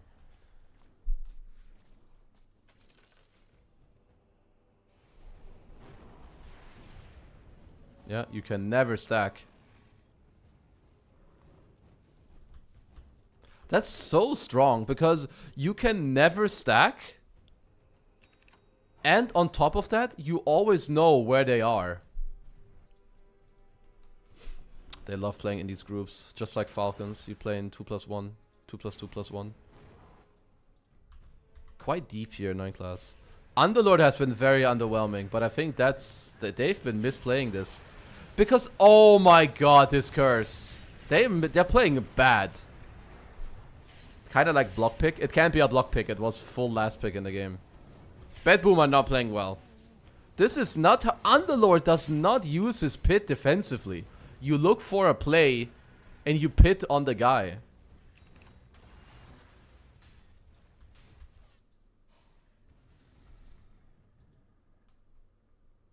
That's so funny. When he doesn't block the camp himself, he just TPs over and farms it away from you. Yeah, collect those Madstones. What else do I have? I think I have fucking Madstones too. I have 270% Madstones. Roshan kills. This has to be the worst shit ever, right? And kills. Creep score at least I have, but I don't have GPM, man. Cinema. I hate his build on GPK, but his lane went worse than it should, and he died multiple times. Then Satanic squeezed in also a few kills. First off, the one down bottom on Kiritich, then one more later, then I think another one later, then he went mid once. Nota's been having a... I was gonna say quiet, but his game hasn't even been quiet. Oops. It did get to... And he's perma-camping the Ancients on this Lina. He hasn't done anything aggressively in this entire game. Okay, they will kill Dookie. As Satanic TP's in. That's a really bad pits. He double pitted in the same area. He's dead. Miro he picked up an axe 7 minutes ago. And since then he has a shard and 1k gold. I hear a Laguna Blade. Holy fuck, he got a big Lotus and he's fine. Yeah. I don't think you need to Roche like that right now. You can just wait. No? Like, can't you just box them away first? I really think they should box them away first. Good Essence Distiller. Ah, okay, he's gonna block Arrow with Treants. Just kidding. Oh. This is so weird. By vision. Still work though. I've got a big Lotus too. Maybe Miro not comes with Underlord. No. He is. At this point, it's not necessarily about the Underlord or what he's doing. It's about the fact that Radiant have no aggro plays. I mean, Lina can look, and I don't think GPK is playing very well. But from the moment you picked up the Underlord Ags, you could have smoked or moonlighted with your subs at least once or twice. And like, bring this fucking Lina with you. Also, the fact that Keratage is like bottom net worth is really sad. Because he is not at all. He is not at all a hero. Because they thought, because Under is good versus Lone Druid late. But why would that matter? They're on the same team. Good Force. Good Curse. He also got BKB on the Laguna Blade. Double chains.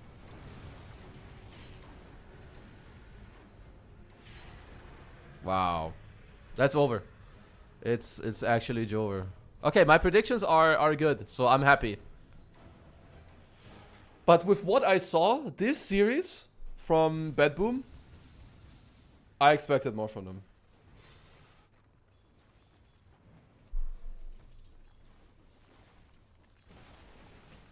Definitely an outplay in this game.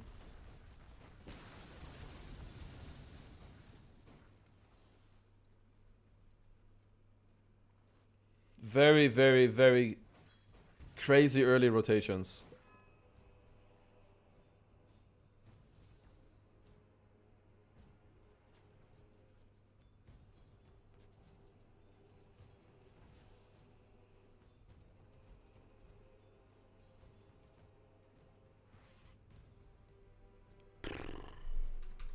He still doesn't have Ags, guys. Come on.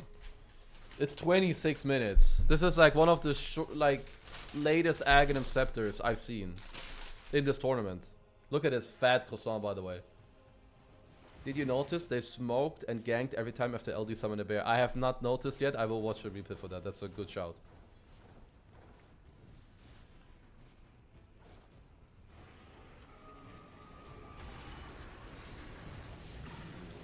Yeah, he's dead.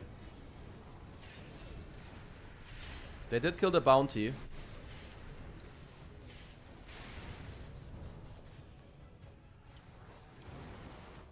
Wow.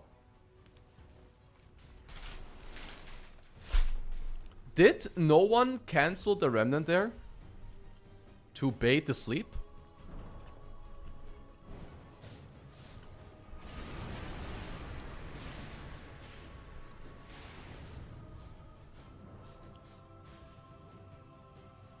Because he's not going instantly, he was kind of waiting. Not like it, I don't think it mattered anyway, so never mind. He also didn't see the Bane. Yeah, this LD... Damn. It's just cooked this game. Well, okay, we get to watch Yandex versus Liquid a lot faster.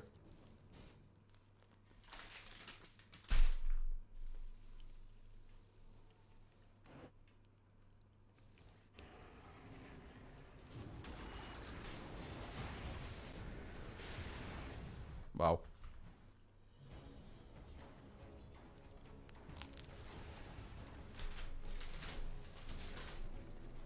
I will note that down, Kirito. 'Cause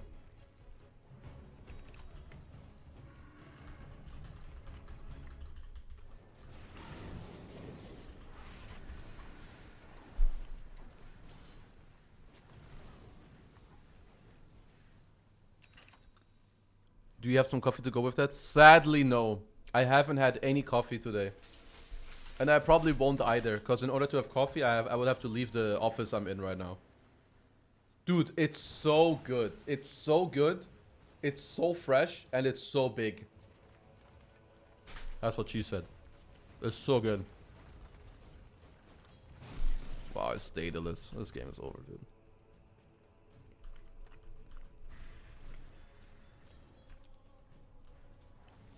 How long has it been between series? Like, once this game ends, how much time do you guys think we have until Yandex start the draft? 25 minutes? Croissant. So good.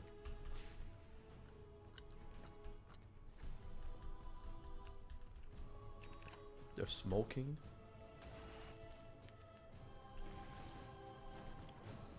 This unload hasn't done anything. Okay, they smoke. Oh my god, he got 2 shot. Game's over. Game is fucking over. Oh. Chill baby is a good voice line.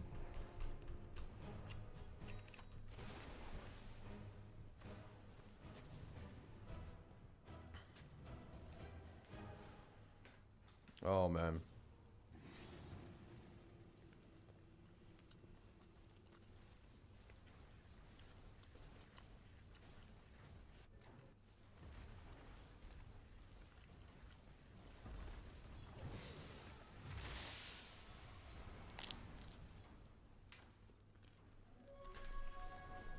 Hey, what do you do now? Radiant has no comeback. Their comeback is to farm until the internet dies in Shanghai. Yeah, that's over. Greedy enchantment on Lone Druid. Call it.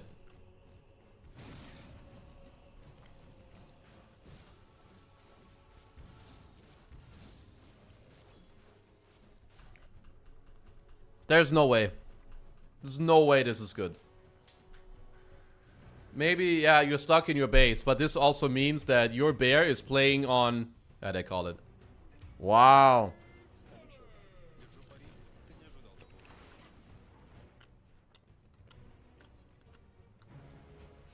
Congrats to them.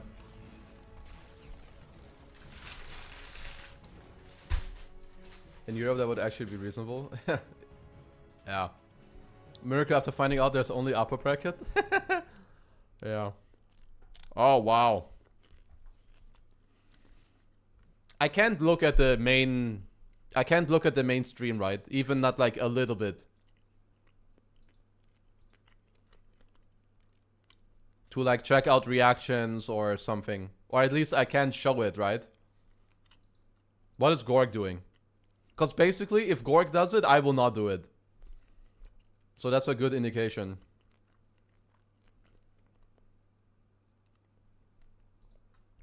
Actually, my Twitch streams are just not loading.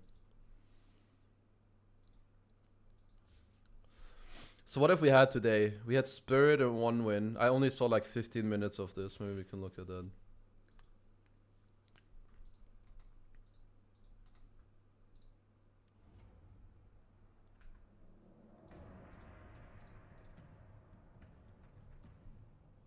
You can't, yeah. Go get coffee now?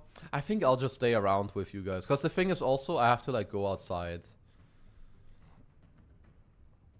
To like get it. I'd rather just stay. Why don't you hook up with Gorg / Paladine and watch matches? I could. The thing is just, I also like to just watch these games on my own, in a way. I will probably do it for some of the games. Like, I'll probably do it for some of the matches, like maybe later. Continue game 1 Spirit 1W minute 24. So I watched this until here. Earlier.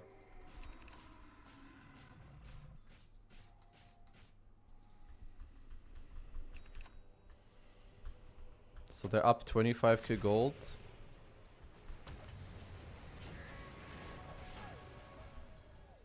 Wow. This guy's good, dude. Rue is a crazy good player. Lane ward bottom.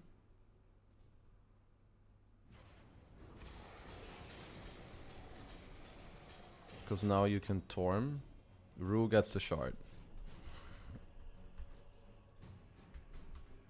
He knows that they're top because 33 was here with the shard.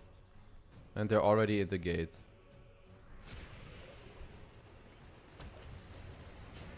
Why did he BKB?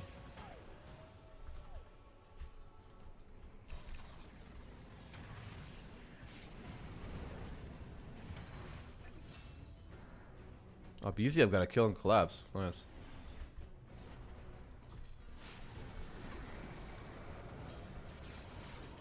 Just get the fuck out.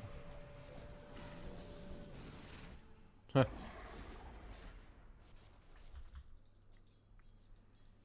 Do you think we'll see any AM this TI? No. They nerfed AM so fucking hard. The only way you see AM is like versus Storm or Medusa, and even versus Storm, he's like insanely nerfed. Illusions burn like barely any mana, which is crazy. When you Abyssal Blade stun and Storm, and you jump on him with Manta and like level 20, you put him barely below half mana pool. You need like an Aghanim Scepter as well. What else did they do? So they nerfed Illusion mana burn. Also, there is Sanjin Kaya has mana loss reduction. Super good against anti-mage. There's also a tier 4 enchantment if you want to take it. You have mana cost and mana loss reduction. This is also good against anti-mage, by the way. So every hero has like a built-in way to also deal with AM if you want to. And I think the hero has... He's like super good in some lanes. And garbage in like 90% of lanes. Excuse me for the cough. So they're just farming. Well, nothing crazy at the moment here that we have in this game. Keep playing the side lanes. Well, I have seen that we've now seen multiple fights that happen out here in the lane.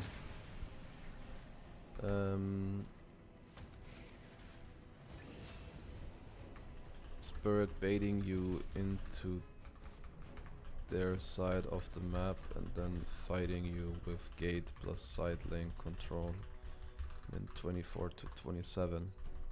Happened twice now, where they're controlling this area and this area, then they just bait you in a little bit and then gate together and then go on you when you overplay.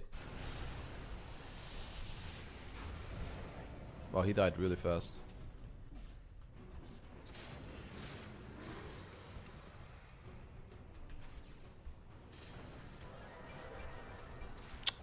Not the best Wheel of Wonder.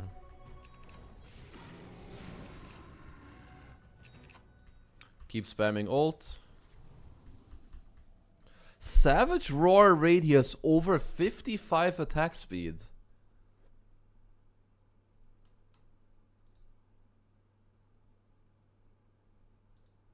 Oh yeah, okay. It's the one on main hero. So definitely you do that. That makes sense. And the bear had... The 15 talent on the bear I think is too strong. The fact that return has no cooldown and less channel time is kind of crazy. So they take over this together. Now they have mid and bottom control. Which means they can go hit 2 towers. They're gonna get 2 tier 2s. And outpost.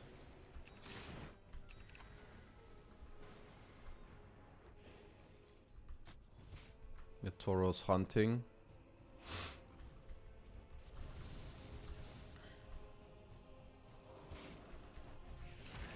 How do they dodge this smoke?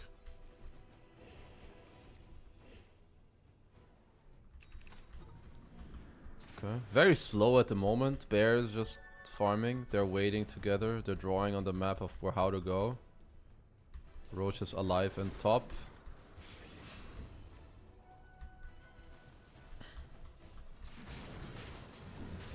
Free Roach. There's no fighting it.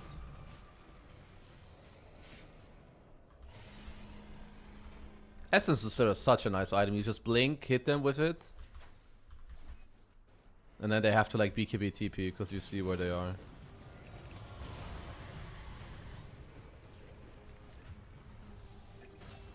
He actually killed Pure on his own. What? So what does he do here? So Bear kills Roach. Now where does the Bear go? Bear kills midwave. Bear silver edges. While he's here. Finds Pure. Hit, hit, hit. Diffusal, roar, rooted. Parry, Raven's Veil. Dust. He just follows him with the Mjolnir proc.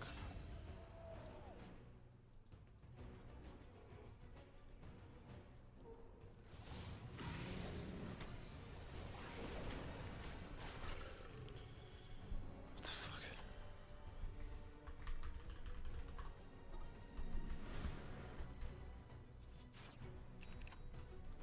Yeah, he can just farm everything. Also, they have outpost control, which means at any point he can TP there and then just bring his bear.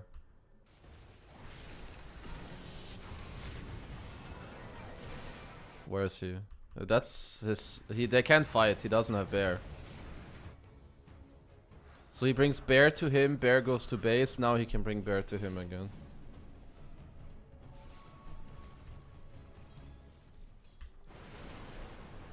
Such a dumb fuck hero, actually. They are killing the bear a few times now, though. Which is quite good. Pure also got a kill on not me. One win, go for a smoke. Good. Dude, how they hit, like... I might have to do a scan compilation. Or like a... Min 36, potentially spirit reading, smoke, scanning, smoke compilation. Because this is now the second or third smoke in this game that I've seen them dodge. They doomed the Undying.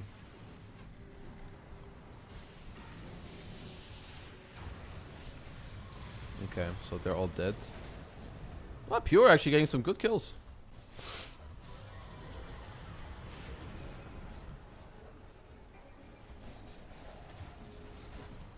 Yeah, that did a good job here at fighting that back. No mana on the bear. Yeah.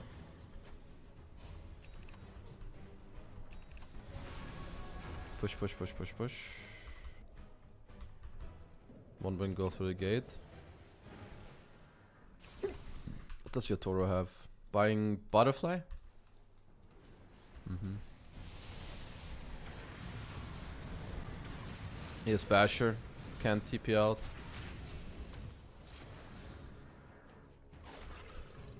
This ward is placed so many times. Shows Lotus and it shows the lane. That's crazy.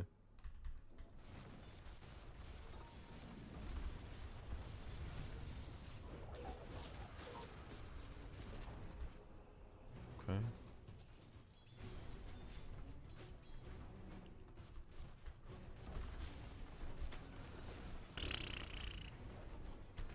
So 25 now. Wow, just a perma heal on the bear is also insanely good. I'm surprised I don't have a solar crest, but I do have lads for the bear.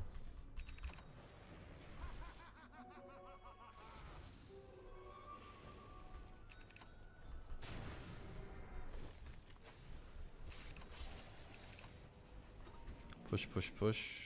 Top lane. Water in the jungle. Nice getaway.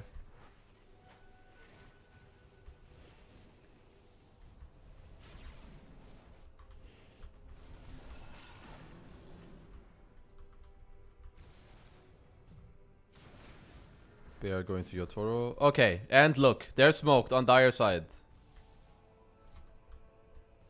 Are they gonna read the smoke again? Maybe not.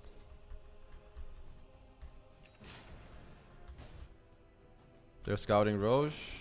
He brings his bear. Radiant scan. This time they were not smoked. And the third free Roche of the game.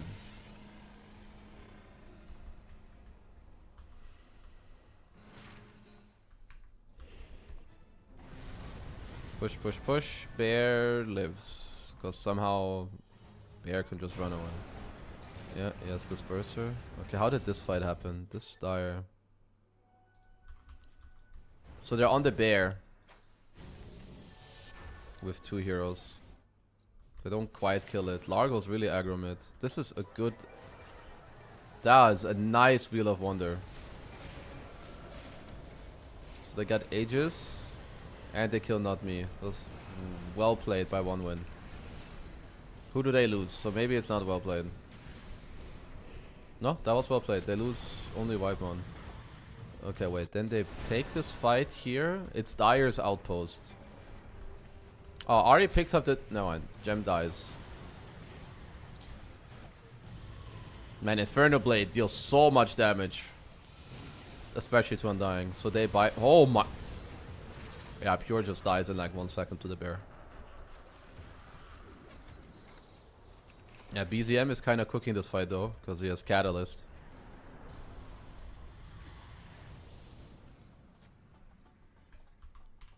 Now they have Duma plays mute. Refresher shard on Yotoro. This game is not that easy anymore for Spirit. Why is it?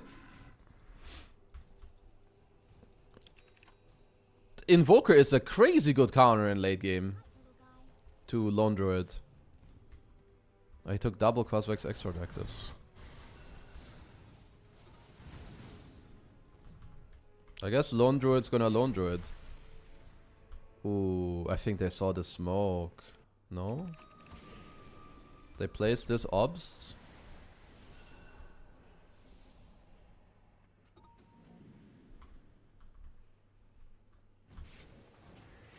Yeah.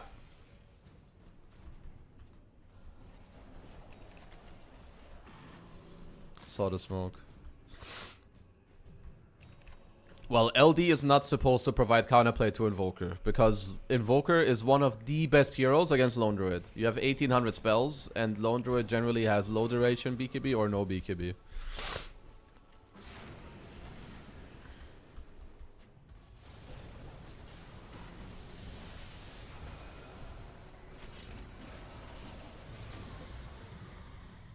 Oh my god, he's just taking racks like that. I like that Yotoro plays with Disperser.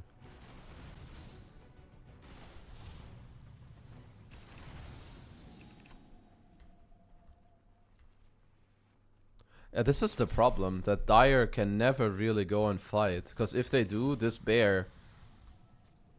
Like, Yotoro's bear kind of just insta-kills the waves. If you're 1-win right now, you need to place wards and sentries like out here and out here. Okay, they're doing it. So they force a rotation. They know that they're kind of up here and now they can smoke. So how do they smoke? Silver Edge Lone Druid running in. Still smoked. Oh, he runs into Larl. Larl breaks. Looks... Oh, he actually bashed the Invoker.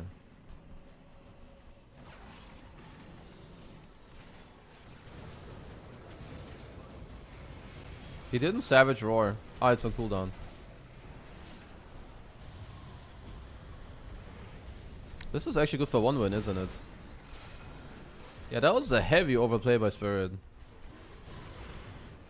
Well, Yotoro could have yeah, the game is even now. Like, Yotoro could have taken racks if there was a creep wave, but there wasn't any. How long is the game? 4 Spirits can't put the pressure on the same... I mean, obviously not. Bear is one of a kind, man. Yo, that's a dieback on Not Me. Yo, these games were crazy. A 1-winner, they were favored to win after getting this Aegis.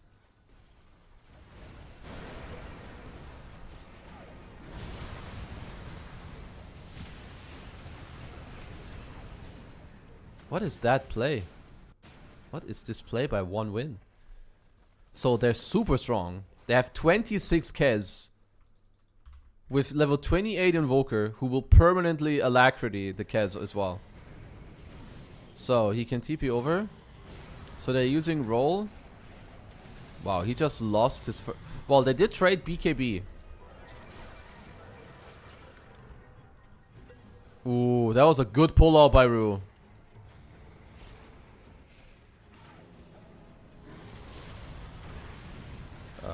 Wait, who gave him the refresher shard? I think Yatoro gave the refresher no, he already had it. Ooh, they overplayed that. Quite bad.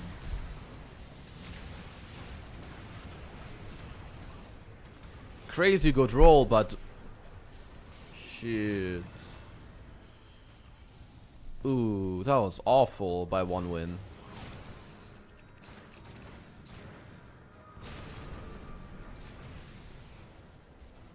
This is how they lost the game? They had Aegis in like a super good position. And then they just like Omega dove the base with no buyback on Pure.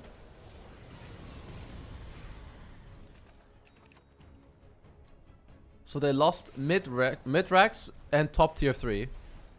So they're still in it. Never mind. I thought it could have been worse. Game doesn't last that much longer, huh? I think Shadow Demon is a super good support right now. Yeah, and now he just backdoors it slowly. He has Refresher, Octarine. This guy is really funny because I feel like this not me guy, he doesn't give any fucks.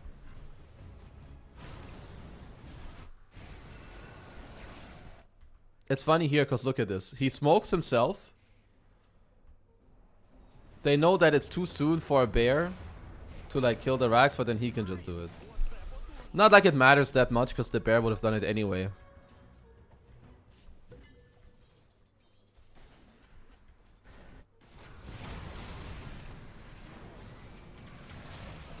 This is nice for Spirit because they're just making time. Like they're just using a bear to make some time, using a roll. He has Refresher anyway.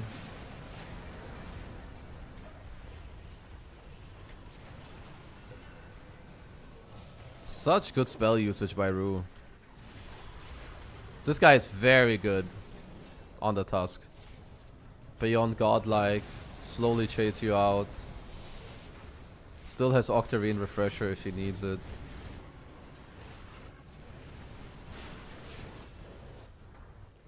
He ended the game with 0 deaths on Lone Druid, huh? 18-0.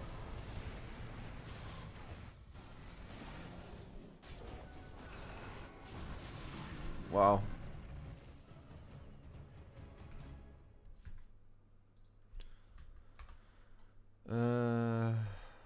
Spell usage and saves by Rue. Most fights and late game. Crazy. Now SD is very good, but to me SD is more about his ult and his cleanse. Well, Disruption is very good too, don't get me wrong. When is the next game starting? Let's watch the second game of this one, because this I also didn't see. Because then I could also try to just make content pretty much immediately tonight. Hello brother, why is Bounty not being picked now? I had a script ready yesterday. Bounty is being picked because he's very good against a lot of the meta 5s. Like, Bounty is good against Undying, Bounty is good against Wyvern, Bounty is good against Mirana. So that's good. He's also good because the map is very big. And to me, one of the biggest reasons actually is that it's TI. You create a lot more emotional stress at TI with Bounty than you do in some random online game. Killing couriers, killing timings, and stuff like this is way more impactful. And disrupting communication and like dealing emotional damage is way more important in high stress situations. So I think all of those reasons actually make Bounty Hunter be pretty good. Added benefit is I've said this many times now, but there is a lot of high HP heroes and at the same time a lot of high damaging heroes. Like Lina mid benefits in like a lot. He has damage amplification on Bounty, which is an underrated tool of the hero. 8%, 12%, 16% damage amp on a hero that doesn't need to commit is very big. You just track them and that's it. Your Timber, Slardar, your carry, your mid spell damage guy is just gonna go ham. I'm so happy that I found your channel. Thank you. Well, thank you for watching, brother. So to me, those are the reasons why this hero is being played. Let me go back to the start of the draft. I need to reload the game because otherwise I can't see the bans. But because I need to see... I need to see all the steps to this game. Because I did not like 1W's stuff. Bro, why are you not a TI? Why is Sableye there over you? I cannot tell you. As in, I don't know. I think Sableye is good. Maybe it's his first time working like TI, but I think he's good. The reason I'm not there is because I didn't get invited. I would obviously want to be there. Not being a TI is... it's painful.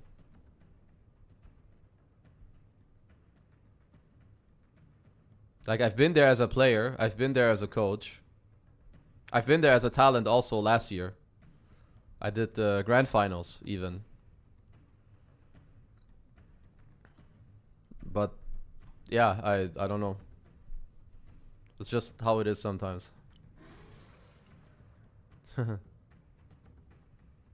It happens. It happens. First pick Undying is a bit weird. So they valued Undying higher because in game 1 Spirit took it from them.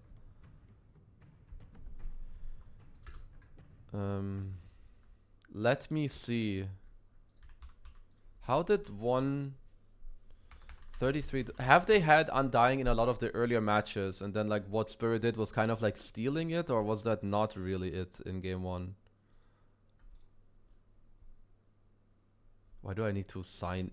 The Dota buff is so fucking stupid because like why do I need to sign in to watch drafts? Undying on Whitemon. Undying on Whitemon. Yeah. Actually lots of Undying. So that's why they also did that in game 1, which means that's something I could talk about.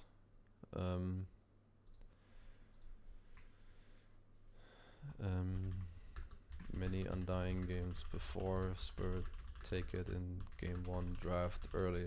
Because what matters is that Spirit took Undying quite early. Not for shame, but come on. I get it, don't worry. There's a core bit of... yeah, I mean, the Undying Tombstone save is a big deal, but it's also that the hero's a very good laner. And it's a really good melee 5. So what matters is that in game 1, Spirit took Undying early from Ironwing, who generally picked it quite early. Now that you get into game 2, I think they somewhat over-address. They're like, we need to first pick Undying, but now you're trading Undying for Lina, which is a very bad trade. Undying doesn't pressure Lina at any point ever, and Lina is one of the top 3 best Tombstone killers. They banned Winter and Tusk. I don't mind those. His Tusk was very good in game 1. I mean, they just go Hoodwink again. But they now also already, they have Clock and Lina against Hoodwink. The Ember pick is decent.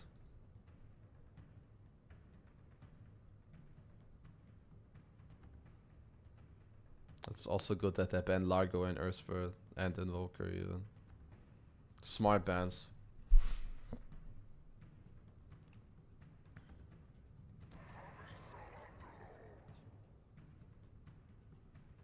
They lifestealer, right? On Ironwing, on 18. Yeah, definitely. Good Willow pick against those heroes.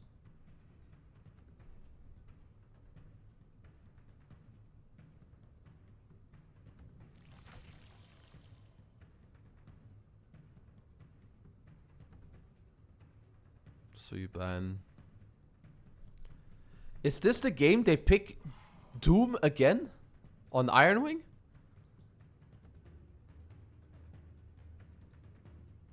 They ban Morph and pick Doom? I don't like... first of all, I don't understand why you ban Morph if you're gonna pick Doom. I guess the thing is that you don't pick out of phase, so they could always just ban Doom and then suddenly there's a Morph in the pool. But I also don't know why you pick Doom in this draft. I don't think Doom is good against any of these heroes. Thank you, King Parmy. I appreciate that. Also, Stay Green Days were pretty hype. You're picking Doom into Lina. It's not good. It's not good. Lina is very mobile. She's slow. You are slow, so you have that going for yourself. But she's a good Aegis carrier. You don't really catch the hero. I don't like playing with Doom if I'm Ember. I'd rather have another hero that goes in with me. Perhaps they run out of heroes against Underlord. Well, Nake's 18 is not bad. Nake's is very good against the subs, super good against Underlord. Against Lina, it's considered to be good against Lina also, because Lina doesn't like getting jumped, and Lifestealer, while he doesn't jump himself, you can just infest anyone that gets on top of Lina. But I really don't like the Doom pick. It helps that 33 is the best Doom in the world, but I am not a big fan of this one.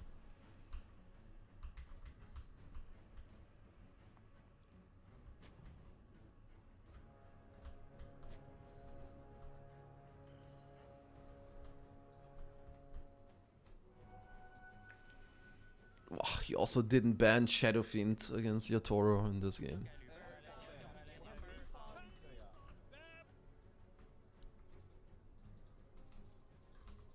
Double mid ward.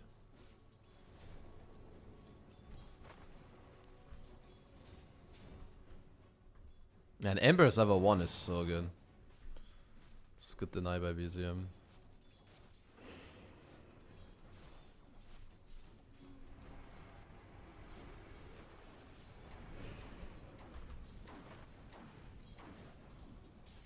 Willow is also quite good against Undying.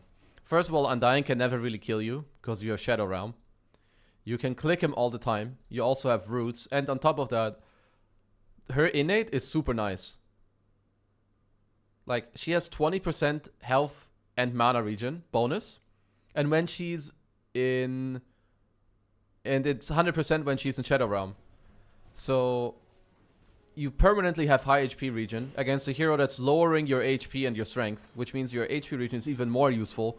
Like, one tango during Shadow Realm with this is like a 20% HP heal. It's crazy.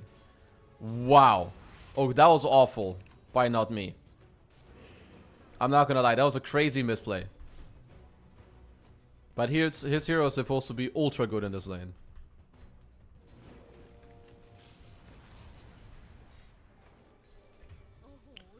A lot of misplays here. Very nicely done by Rue, but goes here, D wards. Good dodge by Ari here. Only got hit by one. So now he tries to pull the wave. So he just keeps body blocking him, hitting, body blocking, waiting, cogging him, and he's dead.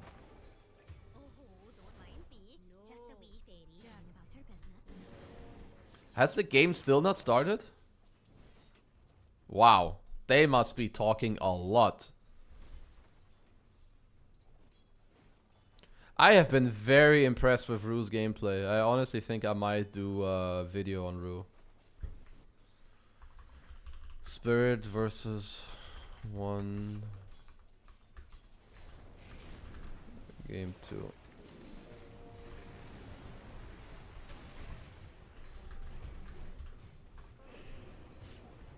So let me rewatch this. So they kill this. They have a ward on the gate, so they know that Whitemon is coming.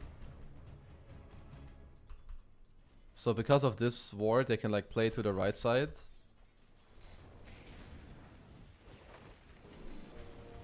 Nice cogs. They kill. They do kill Yotoro, but that's fine. Rocket the last hit again.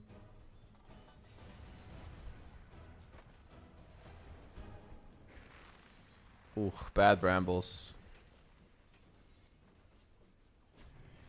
Ha, block the hard camp. Ah, come on, what are these brambles? Not me, bro. Pure got us. Never mind, it's not a solo kill. Whitemon is there too.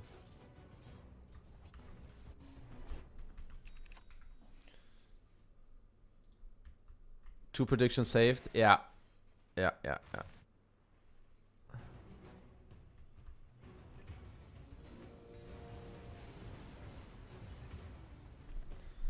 They are dying too much in these games. If OneWin can fix their early game and defeating, they're a good team, but look at how much shit is happening.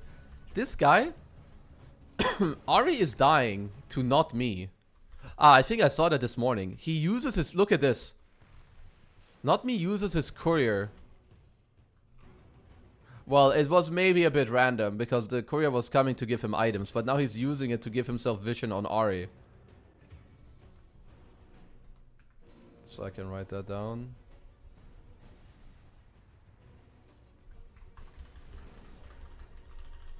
How do they get this kill on the Doom? So they go mid, blah blah blah. Where's 33? 33 takes the wave. This is nice. I think I'm gonna show this. Because in both games, in game 1, Yatoro TP's here to insta-kill him. And in this game, he straight away gives up the wave. Min 520, focus on 33 by Yatoro Andrew. Insta giving up wave to kill him. Because this is so crucial. You cannot allow the offlaner to get away with this. That's why this is so nice. If it's possible, you have to give up your wave and chase this fucker. I was told this matchup is 50-50. Did I say it's 50-50? I always had Spirit like slightly leading. In my head. Your cam is weird. It's kind of blurry. Is KheZu at TI right now? No, I'm not. Is it blurry? Maybe... Is it better now? Or maybe like I fucked up some setting potentially.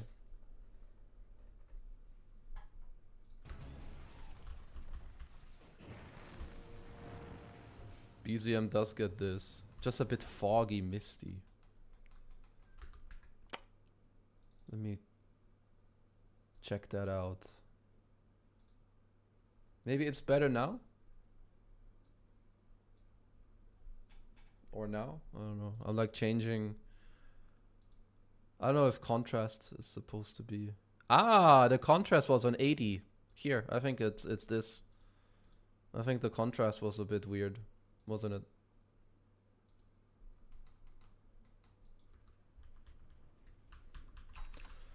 I'm gonna assume that they're gonna go up here and try to do something. They have a double wave pushing in.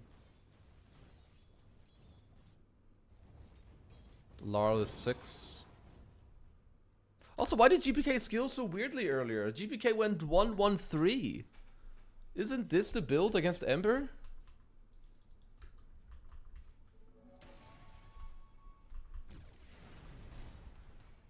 Well, they're gonna play on pressure. They're not 6 yet on Underlord, so he's gonna have to suck it. That is... He did take LSA, but then you can still go 3-1-1. In my opinion. That is a weird move by Whitemon. So let's watch at this stuff, right? They pull here, they're gonna dive. So they kill Collapse. Normal play by the Radiant side. BZM doesn't have a TP. This definitely hurts, because he could potentially be here. But like, look, they take this, he gets Requiem. How are you gonna fight these 3 heroes? I don't know what they're expecting to have happen here.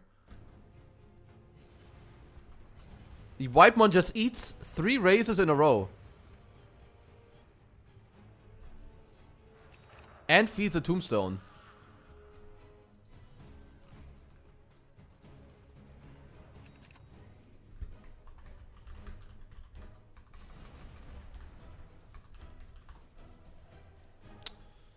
A bit weird, I don't know. Not what I'm used to. It's kind of disaster. Cool ward too, this one. The fuck? Haven't seen this one in a while. I mean, they're just permanently letting Collapse play ultra solo.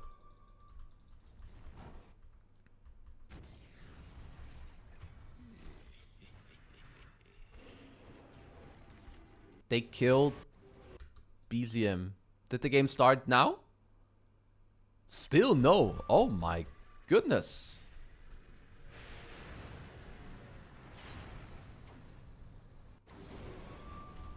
So Ru is invis. Okay, so he goes over. They pit. Cog. He didn't have a remnant out? Oh, he... Yo! He got pushed into an ogre? Yo. Look. This ogre. Haha. That's hilarious. Danke dir, Entwax. That's a nasty kill. That's a nasty kill. I don't know if that's on purpose. I'm gonna write it down.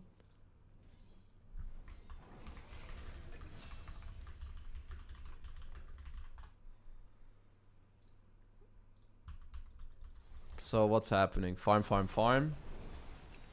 Nothing new here. They take safe lane tower on 1W. Quite good.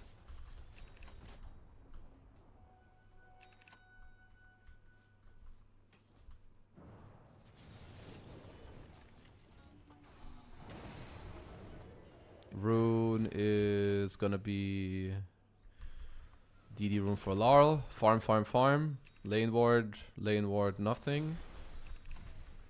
Defensive ward here to try and protect. Protect Yatoro, get 6. Too many solo deaths. But like, even if he's not dying, this is just fully taking you like out of the game. So let's go back. So they play 2-man top. Ru is pinging that, yo, I'm getting 6 in fog. Ah, they're killing this. So he gets 6 in fog on the clock. That's cool.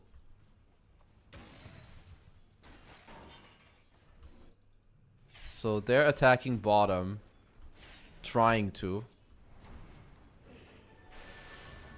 Lina has boots of travel. He runs over. Not me takes mid lane.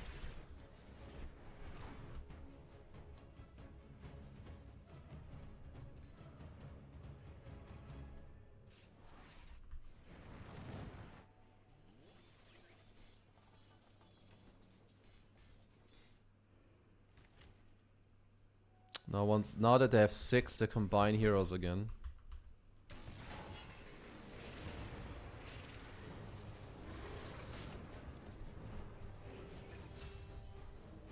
Yeah. Oh, this is so good. I'm gonna talk about min 10 to 13 map play between subs and Yotoro. That's very nice what they did. They like slowly push in a little bit, then connect. Once they kill a guy here and force rotation, now that's what they use to go bottom because the people are actually stuck top. They TP top, they don't have gate access, they don't have TPs to go back bottom. And now they can re-gate top to hold their own area. Now eventually you can probably use collapse on your lane to also help you with this one. Not me is gonna live. Radiant's Lifestealer. How is this is crazy. They read every single smoke. Smoke, read, and break. Minute 14. Did they see the smoke or is this just a read? Because in game 1 already they read a lot of smokes. So Doom, in both games he also went Midas. Interesting. So they have Midas on this hero. BZM showing... Oh, this probably makes it very obvious. Nice protection. So they push it back. Let me check people's perspectives when this happens. Ru is looking mid. They just popped the smoke. So Radiant scanned them. Actually, they didn't scan. He's just here. Draft started? Nice. Gonna go watch it in a second. I mean, actually, I'm just gonna go watch it right now. So, minute.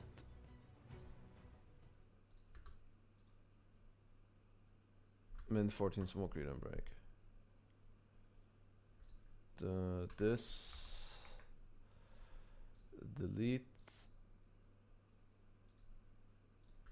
This. We put here. Draft start. Cool.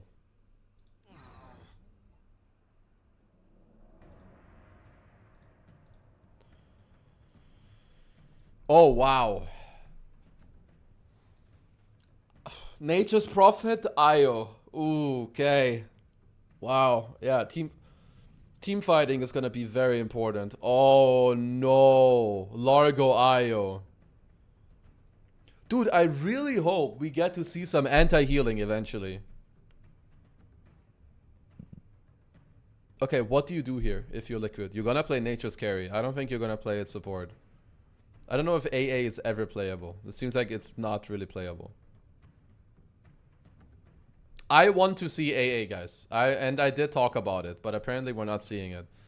So you pick a double sub here on Liquid. It's nice if you can have a melee guy with natures and then some damage for Boxy. Timber is also very good in this draft. That's banned.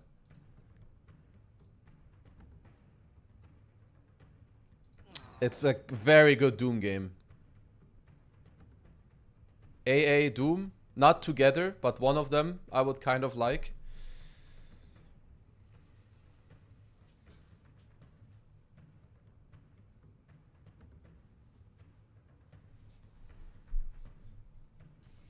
Who was the fifth? Chessie, I think.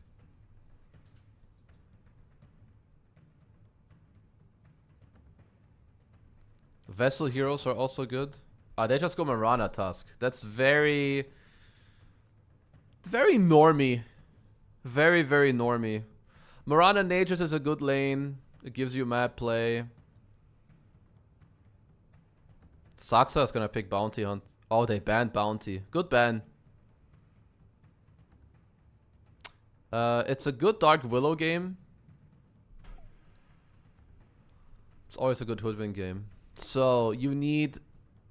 Should be looking at a melee hero on Malady. Winter Wyvern? I think Wyvern is super good. Wyvern, Io, Largo, and there's Tusk, Nature's Prophet. That certainly I would like a Malady Winter Wyvern here.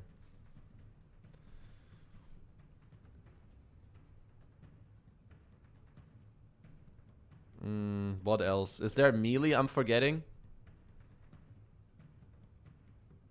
Clock is okay, not great, but gives you some initiation. Otherwise, the last pick has to give you all the catch in the world. But I think you could play to ball up right now. Like, you have Io Largo. Ench. Ench was not on my bingo card because I don't consider Ench to be good against Tusk at all. Tusk can all-in heroes like Ench and Io in the lane. Yeah, this I'm not too sure of. I think you pick fucking Dawnbreaker or something, and you just murder the Ench.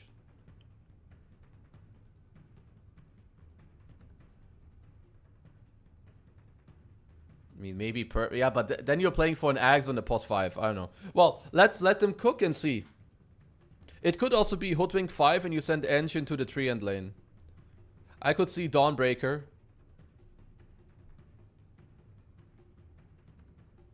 It's a crazy good Storm game also. Storm Ember, super good for Liquid if that's what they want.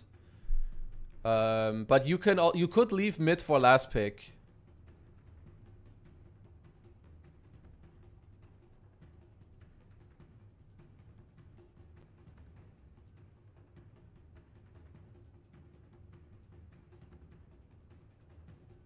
I don't know, isn't Ace just gonna like play Dawnbreaker or something? Yeah, like this was way too obvious, I think, that they Dawn. You have Dawn Tusk against Io Ench. You got this Ench, if he's not careful top, you're gonna feed 18 billion times in this lane. I would consider putting Hoodwink in this lane. You put Hoodwink here, because then at least you have a stun. And you put Ench against Natures to steal Treants. But then Marana can also kill them. I mean, let's see. For now, I'm not sold on this Ench pick at all. Last picks. It's the good heroes that are in the pool are Ember, Storm, and Pango.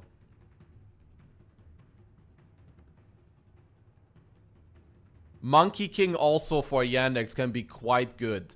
Monkey is super good against Natures, and Monkey is super good against Dawn. They banned Slardar, so high chance Ember pick likelihood increasing by the minute.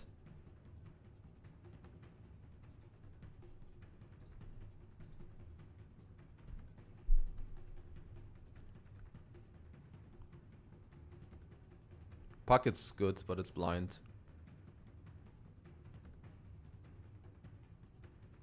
They could monkey themselves. You don't pick Monkey King blind like this. Well, actually, you could. There's a world where they could Monkey King, you're right. But that's only because they have Natures, and then if they counterpick the Monkey, they can always put the Natures mid, but I don't think so. I think the Natures is just gonna be carry. You pick a Nisha hero. Slardar Storm. Speaks to me like they want... Slardar Ember speaks to me like they want a Storm. They banned Storm.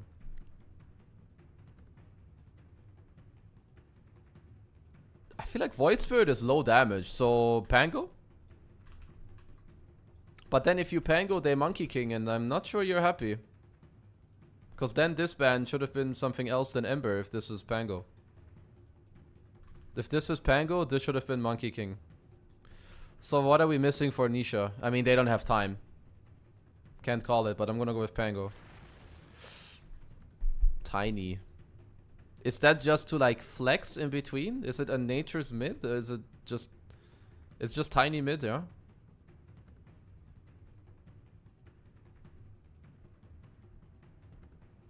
I think you pick Monkey King here.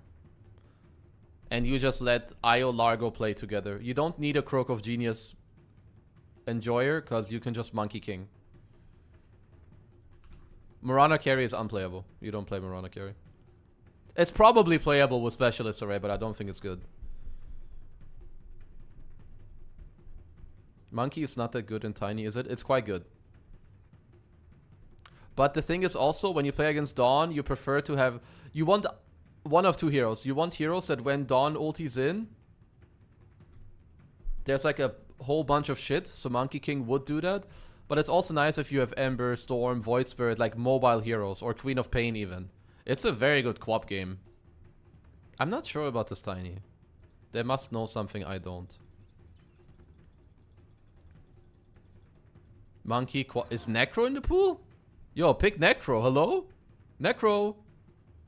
They didn't ban Necrophos. Necro. You pick Necro for scale. You can pick Monkey King. That's fine. Pango is also good. Like, Pango is totally fine. You get minus armor. You get physical damage. It's super good against Dawn. You have attack speed reduction against Tiny. I think they have a lot of good picks. That was not on my bingo. Oh, there's a carry Windranger route. Oh my god, you're putting mid IO against Nature's Prophet? Bro, this hero dicks on IO. Like, so hard. Okay, so the change-ups are that you have Windranger against Dawn Tusk. Which, Windranger very good in this lane. First of all, she doesn't die because she has Windranger. She has Windrun. And she has Shackle to fuck up the combo. Which is good for whatever support that you're gonna play with up top. The problem is that...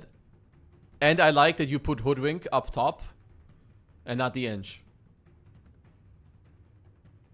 But... IO mid against Natures is like ultimate bad. And this draft is insanely mobile. They have Dawn ult and Nature's TP from 2 core rolls all the time.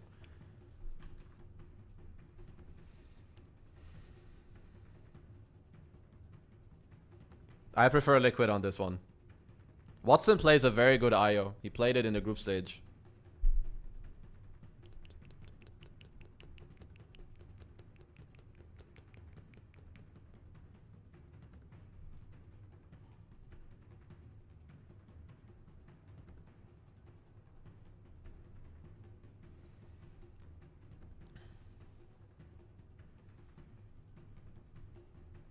Oh, let's see how the game goes. Make it a Go Pebbles player. Oh, yeah.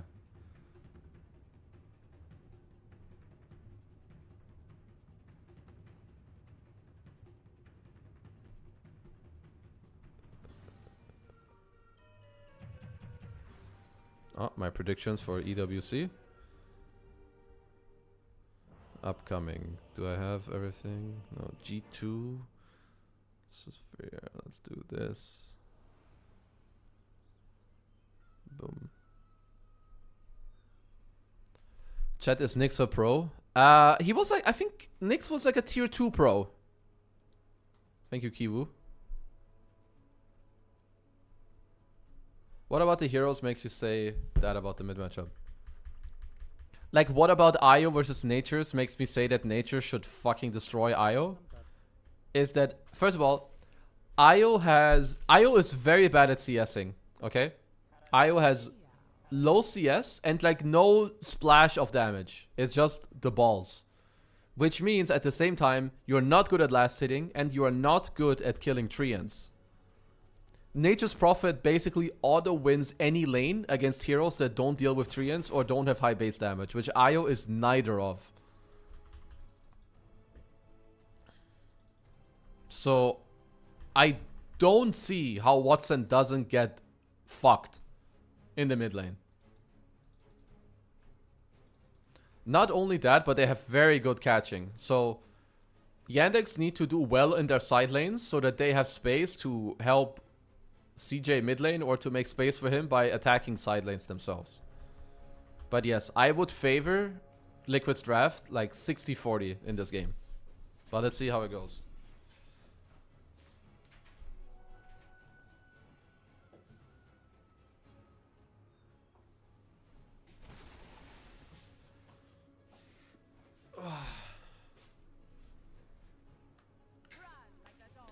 Yeah, people have been fake warding more often. So bottom is Windranger Hoodwink. They should win this lane. What is Io going to do with the priority of being mid? Well, you're just gonna use high levels and gold to farm. This hero just farms. All game long you farm on Io.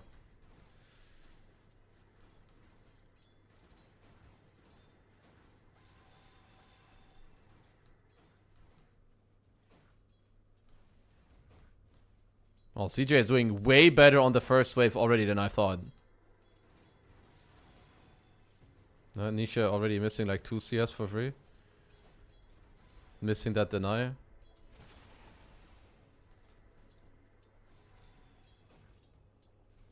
Deny. That's a free deny too. Well, it depends. If CJ is really good with spirits, then he gets that. I got it for free. Okay, we're gonna check in again in like 2 minutes or something. Because I'm certain that Nature's wins this matchup. But maybe I'm also overestimating by how much he should win. Bottom should be good for Yandex. I mean, bottom is playable for both. If Yandex make a mistake, they will die in this lane. That's a weird Starhammer. Pulls the wave behind. Top is Ench Largo. That should be a very good lane. You just heal through this. You can heal through Ench hitting with your own heals. Okay. Avalanche. Toss. Heal forced.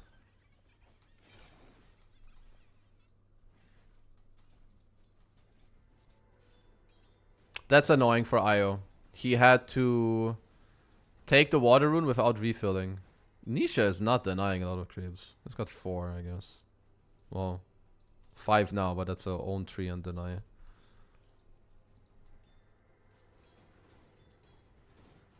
That's 6 denies, but at least 2 or 3 are treants. Tofu up top. It's good pull. You're quite happy on Largo in this lane. You're both just high damage heroes with Tiny and Largo. You're kind of chilling. Net worth is better indicator than last hit for mid. I mean, yeah, but at this point, nothing has happened. None of them have bought any region. Boxy tried for a mid TP into Snowball. But I guess he had a tether option.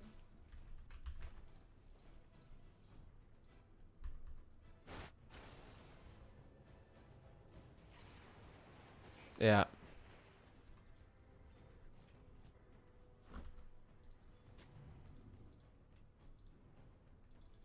A little bit annoying for Boxy, because that's mana and a TP. Very nice damage here. That was good by Melody. The Acorn shot dealt so much damage, and then they just get the kill. Wow, that's big. First blood Watson. Nisha? Fairy Fire. Oh my god.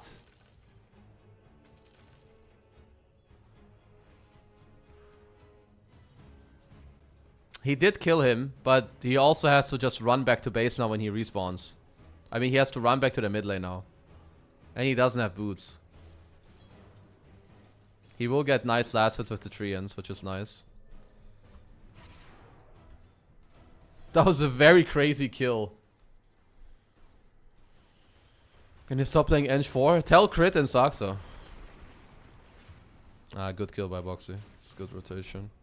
There's not much that can be done down bottom.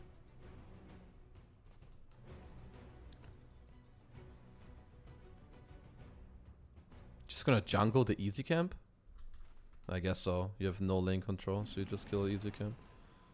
Yeah, I don't even think you wanna put the hammer here. You don't wanna tank both of these.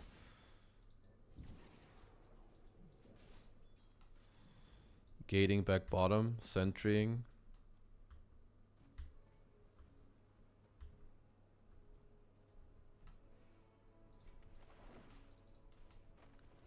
Tomato creep, but not for much longer. The Boxy is... I guess they're not chasing. No, not the best Acorn. CJ has another observer. And he will farm jungle. Pull this wave, now pull both, farm both. And then you can spirit collapse them together. Not perfect, but decent. Nisha is 6, so what can they do with the first ult? Oh, Tooth already has Cobalt Cup. Oh, this guy you don't need to chase.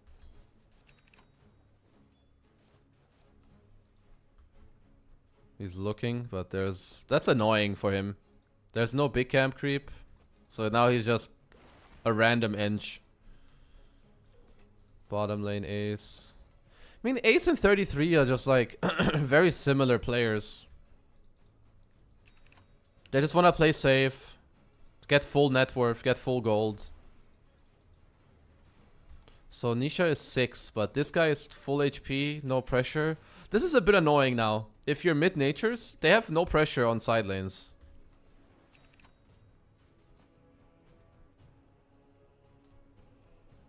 Maybe that was one of the reasons for the swap also.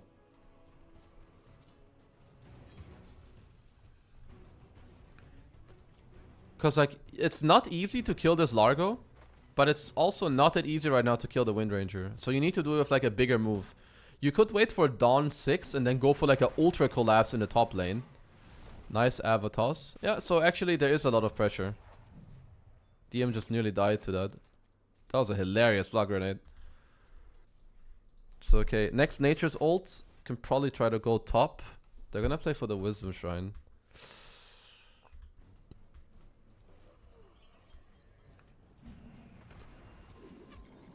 Shackle and power shot. Wow, that was so much damage. And the relocate. Tether. Oh, dude, IO Wind Ranger later is so good. With the 25. That was a crazy good power shot by Watson. Oh, they're doing really well. They also killed Tofu top. So they got double Wisdom Shrine and multiple kills. Oh, dude, they have IO Wind Ranger later. With the 25 IO talent. Obviously, that's way, way later, but still.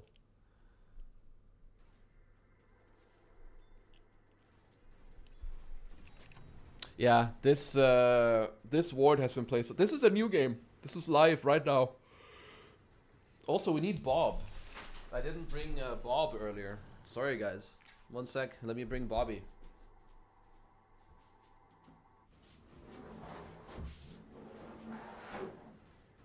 Yeah, it's Machine Gun Kelly.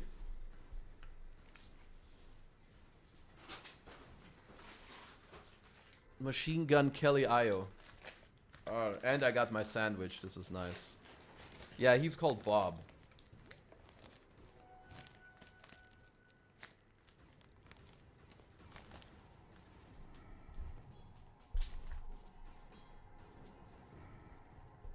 Okay, guys, let's see.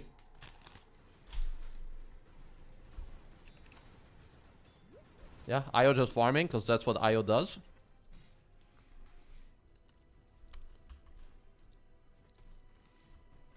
DM taking... Haha. It's spreading. Satanic's Nature's Prophet is spreading.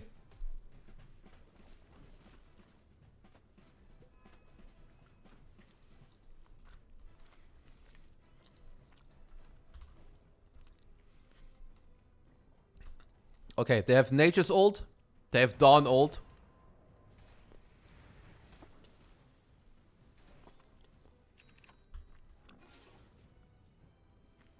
They should look for a play into the safe lane. You need to smoke up. Or you need to bring Boxy into the safe lane and make a play. The problem is that there is a little bit of a hole in what Liquid's heroes do. Well, it is Boxy and Mickey who can do things. But they're playing the map very nicely on Saksa right now. Like, he's just bodying here. The current map position definitely favors Yandex. They're not really getting to use any of their spells on Liquid. No Nature's ult. No Dawn ult. Wind Ranger is free farming. Io is free farming. Largo is kind of free farming. If I look at the two drafts scale into each other, I do not see Liquid outscale. Like, they are not outscaling Radiant. At least I don't see it. I know Nature's has good late game. I know Tiny has good late game. But like Wind Ranger, Largo, Io, Tricore is very strong. He's halfway to Ags. He's already done better mid than I thought he would.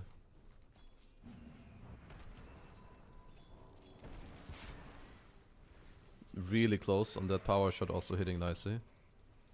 So they're connecting bottom. Because remember, both teams have a lot of like global capabilities. They have Io that can always relocate if they want. Anisha's blocking. Or trying to. I mean, CJ didn't chase him, so he made it. That's good. Both camps blocked by Anisha.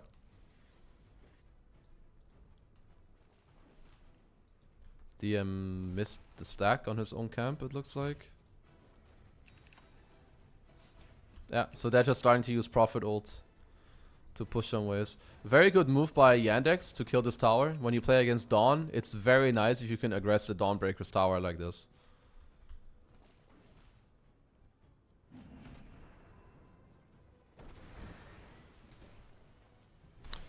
This tower being dead also makes it so much nicer for them to invade this area.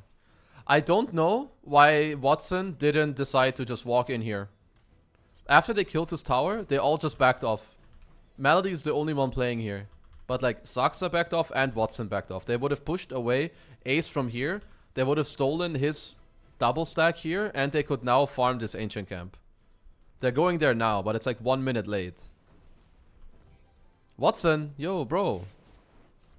Play in here. Why is he so scared on Dawnbreaker? I mean, why is he so scared on Wind Ranger? Why is he not going in here with Engine just farming it? What's gonna happen? The level 5 Tusk is gonna snowball on you? The Nature's Prophet is gonna sprout you? I think this is crazy passive by them.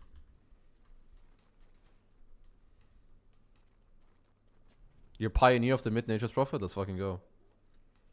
Like, Saksa is here, but him being here, it doesn't really have any impact because the Watson is just being a little baby. This I definitely don't like by him. Like, now also, maybe it's a bit late because at this point they had time to do other things. It looks like Watson is looking at top right now. I saw him ping. This top tier one going down would be quite big for Liquid if they can make it happen. Because at this point, you're using too many heroes bottom to do nothing. You're not pressuring this Dawnbreaker. You're not taking over the triangle, even though you killed the mid-tier one. But they're also not gating to like apply any pressure top. So let's see how they're gonna go about it. Farming Echo, farming Mjolnir. Blink Tiny is gonna be Liquid's. It's gonna be their timing on Liquid. And they're happy. They're about to have Aghanims on IO. Yandex's timing is like more back and forth. Like Yandex are okay to skirmish, but their strongest timing is later when Largo gets level in Croak of Genius and IO gets 15 talent.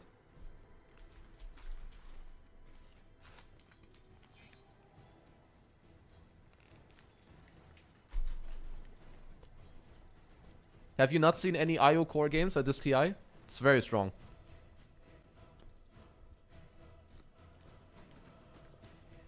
Like, IO's very good with, like, Ags and the balls and then Shivas. And then later with the relocates and the 25 attack talent. Very, very strong. Especially with Croak of Genius. Very fucking strong with IO.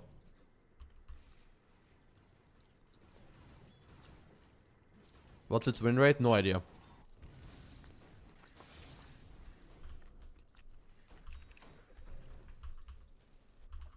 Farm. Well,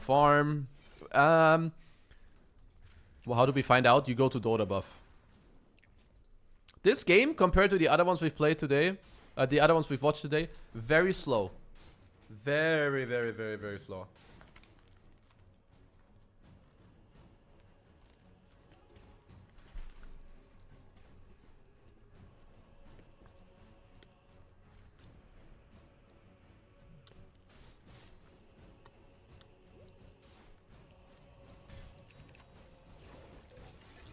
I mean, the mana cost goes up way too much on Avalanche. That's the problem. Because they nerfed the spell a lot.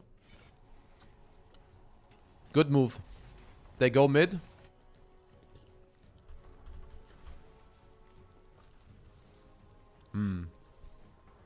It's really good wards by Yandex.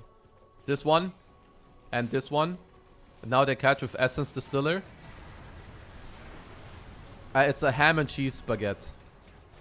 That was a lot of heals, but not quite enough. Oh boy. Oh, Liquid are fucking cooked, dude.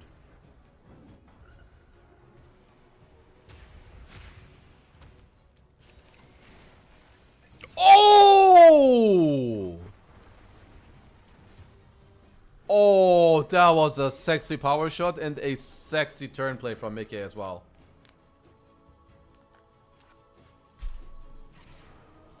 Oh, yeah. We're gonna play that shit back. Look at this power shot.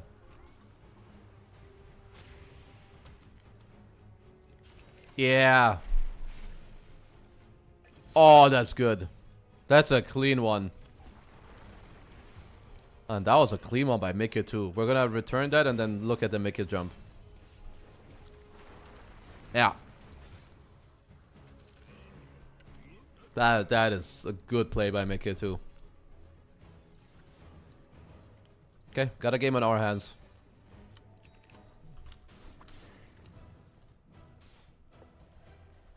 Mickey is just a crazy good tiny player.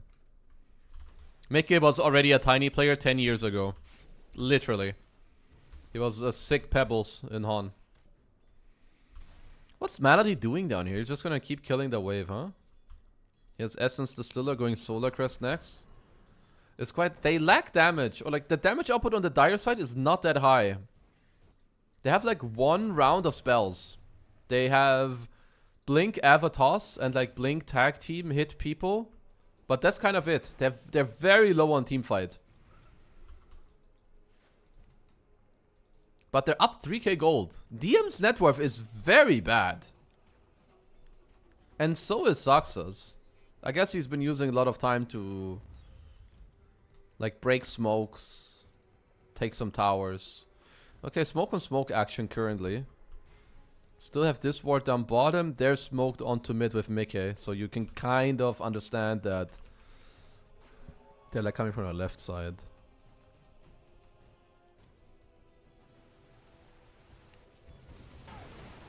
Okay. They connected their smoke. Mickey with another great connection. Can they kill Io before he gets out? 4? Oh, they can. Very deep.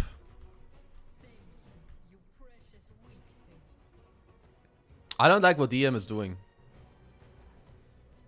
Don't like what DM is doing. Yo, Ducky, I haven't seen you in a while.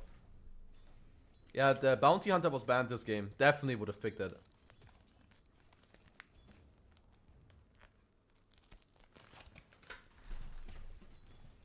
But you do also need to know if you're Yandex. If you're going here, people are gonna TP and fight you back. Nice blink out.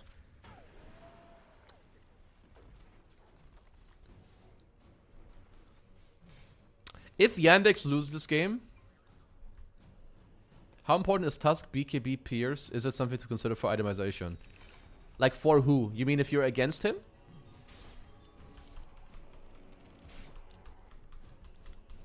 You can't really itemize much against it. It's more about you need to be aware of it with your gameplay.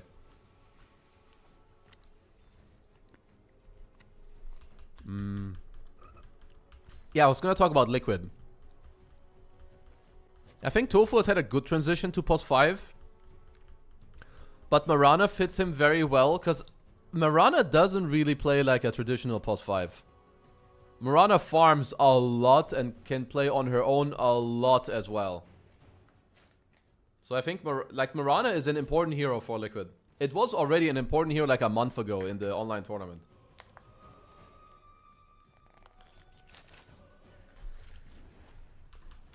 CJ's net worth is not very high.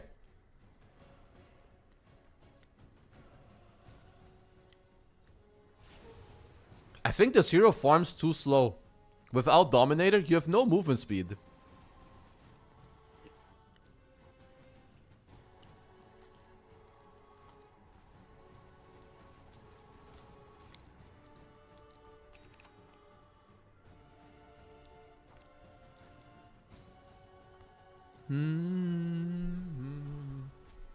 So I don't know if I'm loving this. That's why somebody in the chat was saying maybe they would use the Eng creep. Right?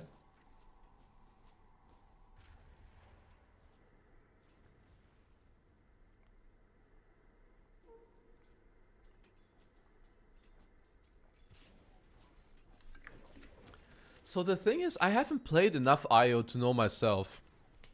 But it does look like you're very slow. So you're very slow around the map without Dominator, but I understand also that you delay your Ags timing. Watson has good timings. He has Pike Mjolnir, very farmed. He's only 1k gold behind Nisha. Yeah, Nisha takes different talents. Satanic took the left talent, which it did surprise me earlier. I love when Malady does this. That is I have never seen this ward in my life.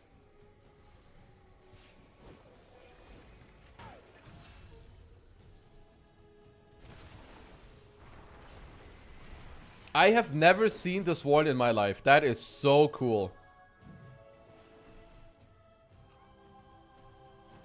This play I love. Liquid versus Yandex. Game 1. Sorry, I'm just quickly writing something in Discord. Malady, play, min 22, Torn plus ward. I actually don't know either. I don't know why Saxo is playing Eng. Doesn't really make sense.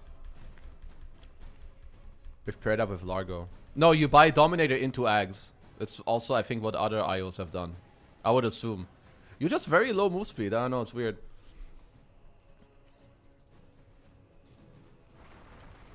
Any toss packs? Ah, yeah, no, he's dead. Yeah, he's not playing Eng again in this series.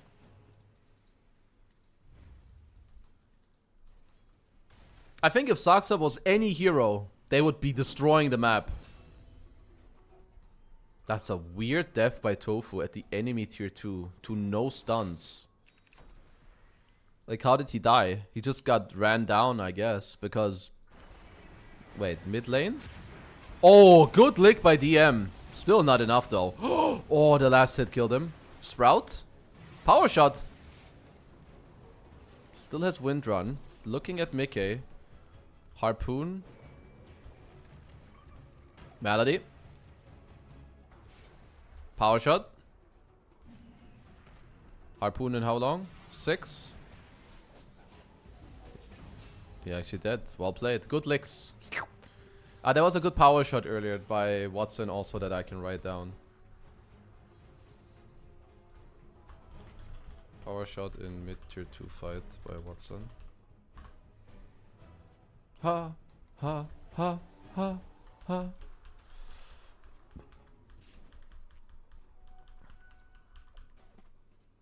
Melody is playing very good.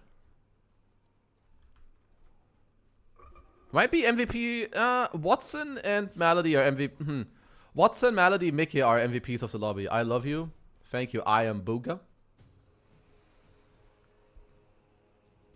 I love you so much. Okay. The I love you was cool. The I love you so much might be a little bit too much, but it's okay. I appreciate it. I hear you. I see you. Why is he going to base? He was meeting CJ. Okay. So, the only thing now... I love you so much. Watson with another kill. What's Tofu doing? He's dying here for no reason. And before that he died mid for practically no reason. So I still favor Yandex, by the way.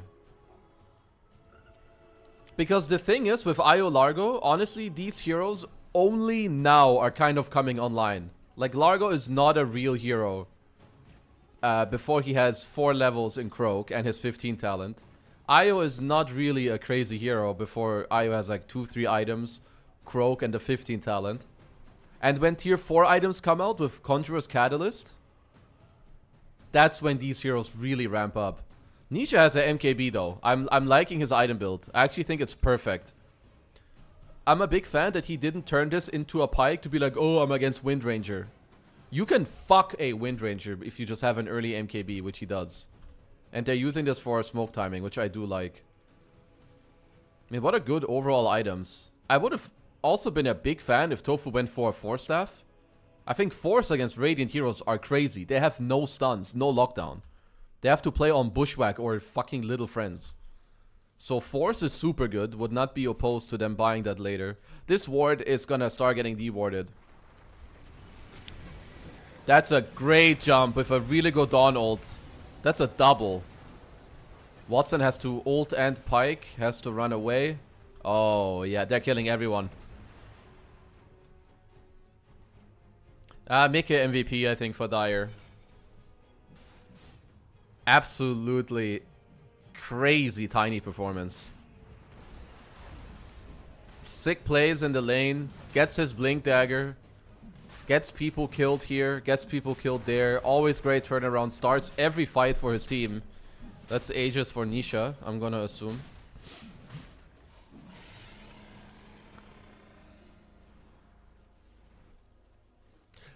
Yandex have been weird. When do you think it's better? Oh. Nisha just insta-dropped Aegis. That was the quickest Aegis of the tournament. Oh my god. Oh! Wow. Watson just... Oh my... Yo, he can get healed. He can get healed from base. He should man up. You had not have tether? Oh my god. Crazy fucking good play by Watson. What happened there?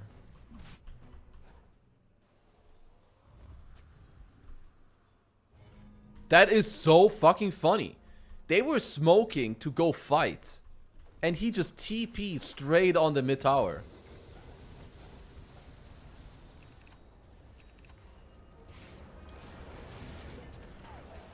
Keeps Shackle, keeps Wind Run. Wow. That was... Wow. That's one of the biggest blunders of Nisha I've ever seen in my life. IO Ags early has to be seen as a farming item.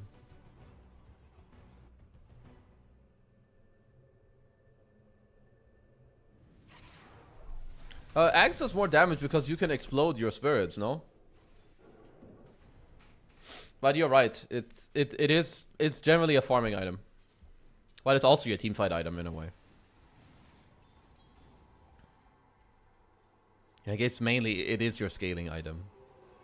Okay, step 1 complete also. He got Partisan. The best tier 3 neutral item for IO. Ooh, Axe soon on Largo and level 18. That was not a fight that Liquid were allowed to fuck up. Because not only, by the way, not only did they lose a fight and drop like 4k net worth, they dropped the Aegis that they got literally 10 seconds before. This guy got to skip to his 20 talent and Shivas. That was so well. Yo, we're gonna have to rewatch that. Malady is zoning. Does he have dagger? How did he get out on Malady? Because they know, like both teams know that the other person is there. Oh, Boxley just missed the jump.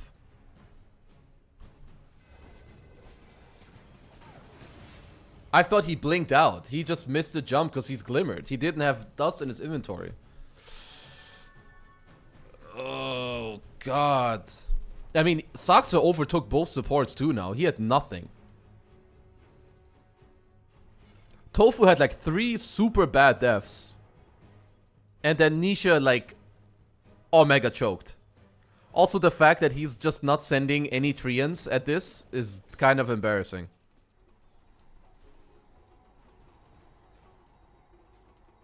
I don't see, well, it's TI. Anyone can win, but I don't see Dire winning anymore.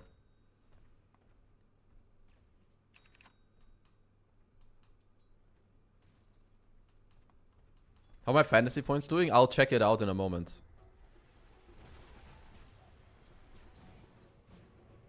Because the longer the game goes, the worse Dire's initiation becomes, okay? Like, Liquid's initiation is not that good. It's always Mickey or Boxy, which is very single target. This is a good smoke. They find Mickey. Good snowball. He could BKB after this and fight. That's a great dawn. Oh my god, that's good. Did he not pop BKB on Watson? Good save again from the Bushwhack. Tusk Shark doing a lot at the moment, especially against the Hoodwink. That was crazy good fight by Boxy. We're gonna rewatch that fight, because that is... How did Watson die like that? Oh, he finds the catch with the full... A lot of bing-bonging in this game. Drums now on Tusk, I like that. Okay, Tofu, what do you buy? That was real. It was just... It's a snowball save. It's very easy to BKB that. This is a great smoke.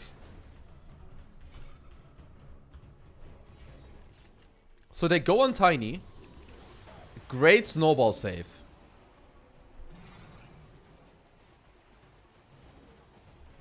Bro, you're running with the snowball. And you're not BKBing this? He gets killed from full to zero. He gets snowballed into... Yeah, that's awful. The fight is over. The moment he doesn't press BKB, the fight's over. You lose your 21k net worth hero. I'm going live and now this guy is dead. What are the cores doing?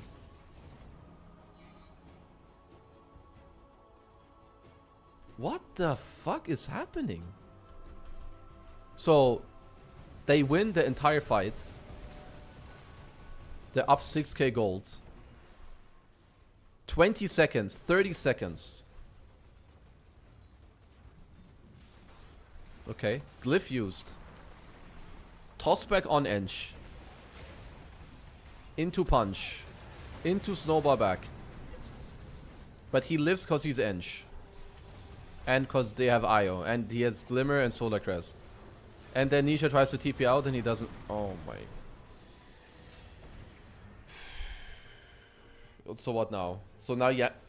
What is that? We're going from hitting the tier 3 here to hitting the tier 3 there.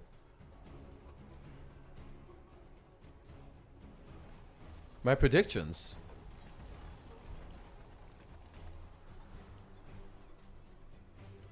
I have Liquid winning this. Okay, also let me show you my fantasy, because someone asked. I'm gonna say it again, I did not mean for lower enough to be my mid. But yeah, anyway. I'm supposed to have this. I have Liquid winning here, not Yandex. The thing is, if I had put Yandex to win here, and Liquid... Like, if Liquid were to lose round 1, I think Liquid have a high chance of losing to Nigma down here. That was the only bracket where I would see Nigma go on.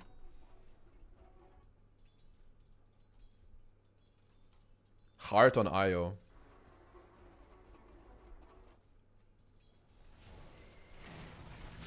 Good catch. It's dead.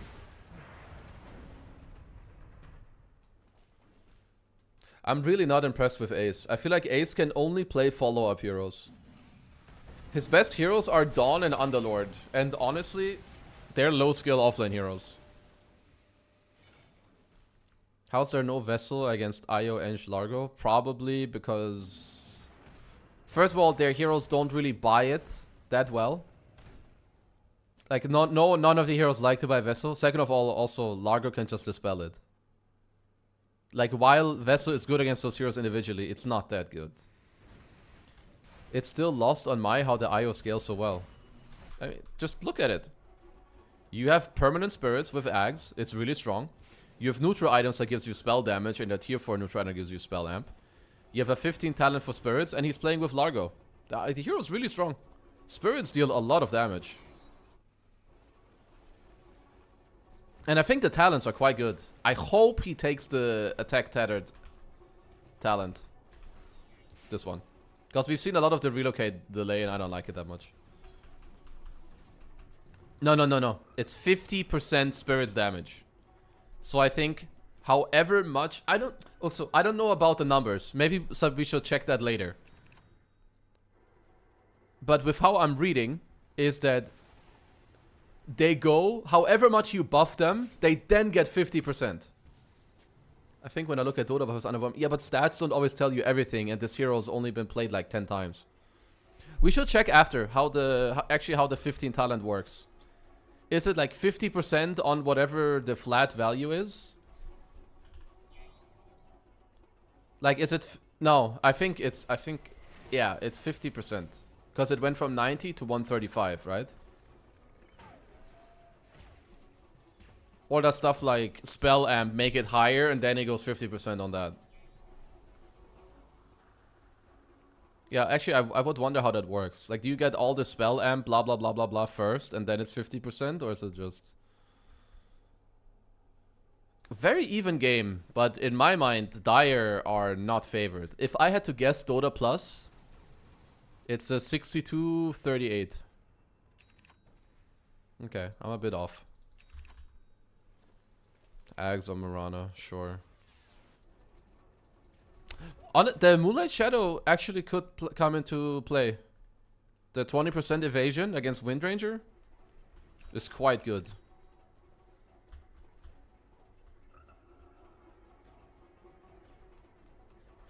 That emote is so good. Which one is that? White people friend. That's fucking good shit. 24 on Windranger. They finally took... They took the mid-tier 1 tower at minute 38. This tower was at 30 HP. For like 17 minutes against Nature's Prophet. Nisha, come on. Step it up. You sent one Treant at that tower. One Treant. It will die. They pick up Gem. He's playing Greaves. So he's getting Satanic. I think you buy out on this. I think you buy out on Satanic, right? It's 4100. 4,100 gold. Wind Waker Io. Wonder if that's the best item. But it does feel kind of nice buying it against Sprout also, because he's going to get rid of the Quelling Blade, and you can save. And they kind of have only one go on the Dire side. Okay, Malady. He has buyback. Dawn ult, it's a big one. Watson. What is going on? Press your fucking PKB, dude!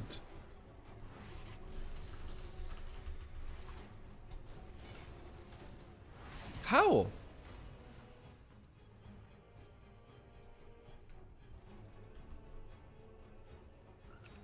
He even has Prophets, like, he fucking has Pendulum and he's dying. Okay, hold on. So, he doesn't even get attacked first. Okay, it's not like he gets caught by surprise. Is it Boxy that's just catching him? Look at how slow this fight is. And then Boxy catches him. Boxy cooked that fight. I'm not gonna lie. Boxy, what he does here is super nice. Because he's very slow. Like, look at this. Fight starts, he drops Ops and Sentry. So he sees everything.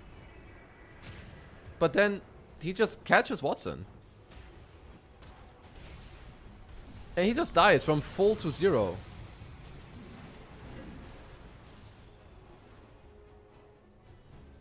You can't die like that.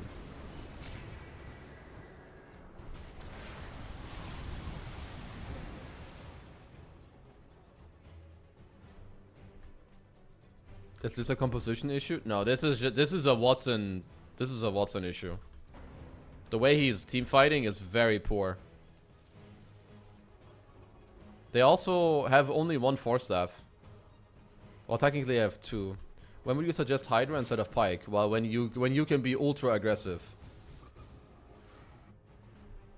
Ay ay ay, this is awful. They are like really throwing hard on Yandex.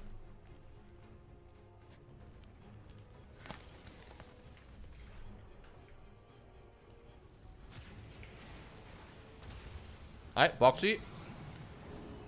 Wait.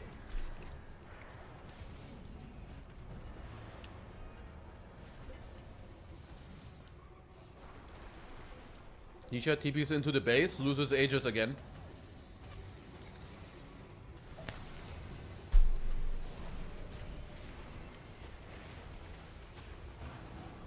What are we watching?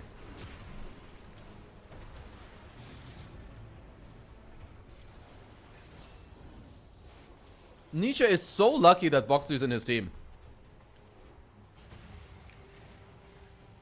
And burst by Tiny. No, because he won't be chain stunned and he gets off Windrun. He would live on Watson for sure. It was still 2 buybacks.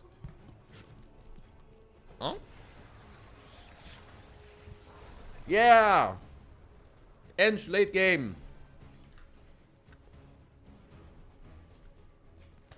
Woo hoo hoo! Ench late game. You know what hurts Ench a lot? Is that Ench can't get alert. Ench cannot get attack range and attack speed enchantment. It's the same problem for OD. It's a problem of being an int right clicker. Such a weird game. They're up 7k gold, but this Rax is dead.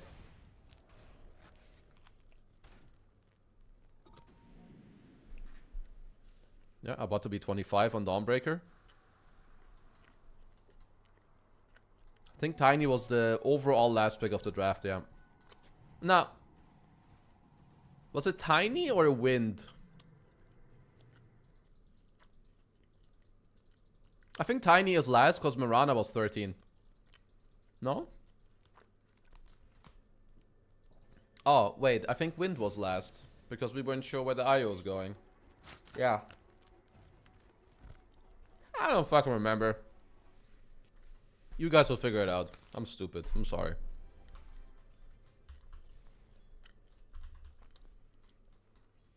Tiny Windranger is not that weird into Tiny. It's okay.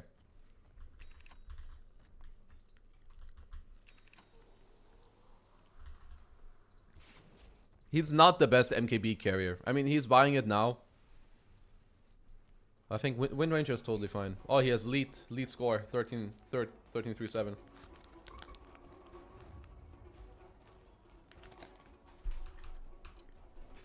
Yeah, he took relocate over the attack. Come, are you serious? No way, right? No way. You have like the best tether guy.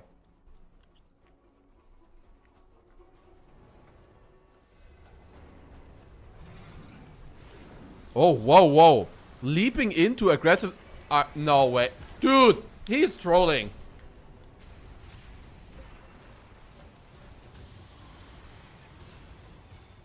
Watson is trolling. 3 of his 4 deaths is him not pressing BKB, right? Or is it 4 out of 4? This is crazy.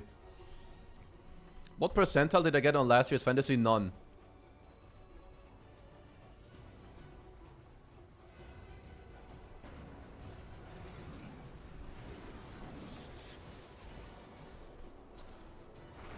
BKB.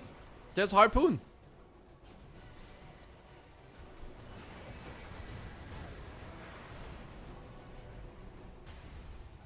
And also, like, this guy reload in instead of having reload available for save. It takes 1 second to reload. Right now, he could relocate. He could reload here. His Windranger. But he reloads in. Which also makes no sense. Wow, this is some awful gameplay by Yandex. Holy shit. Thank God I took them to lose, because my God. A good pullback.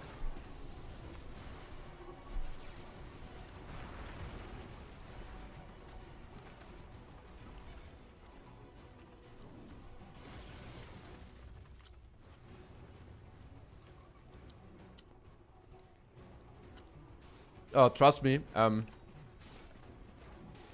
Yandex are not losing because of their ideas. They're just playing bad. This is bad.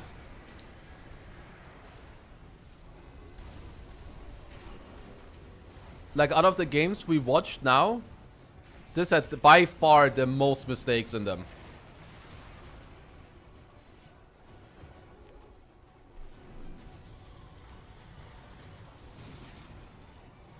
Like, he's getting caught out of position. He's never pressing BKB in time. He took both the relocate talents, and he's not saving him either. Wow. Ooh, Yandex are in fucking deep shit.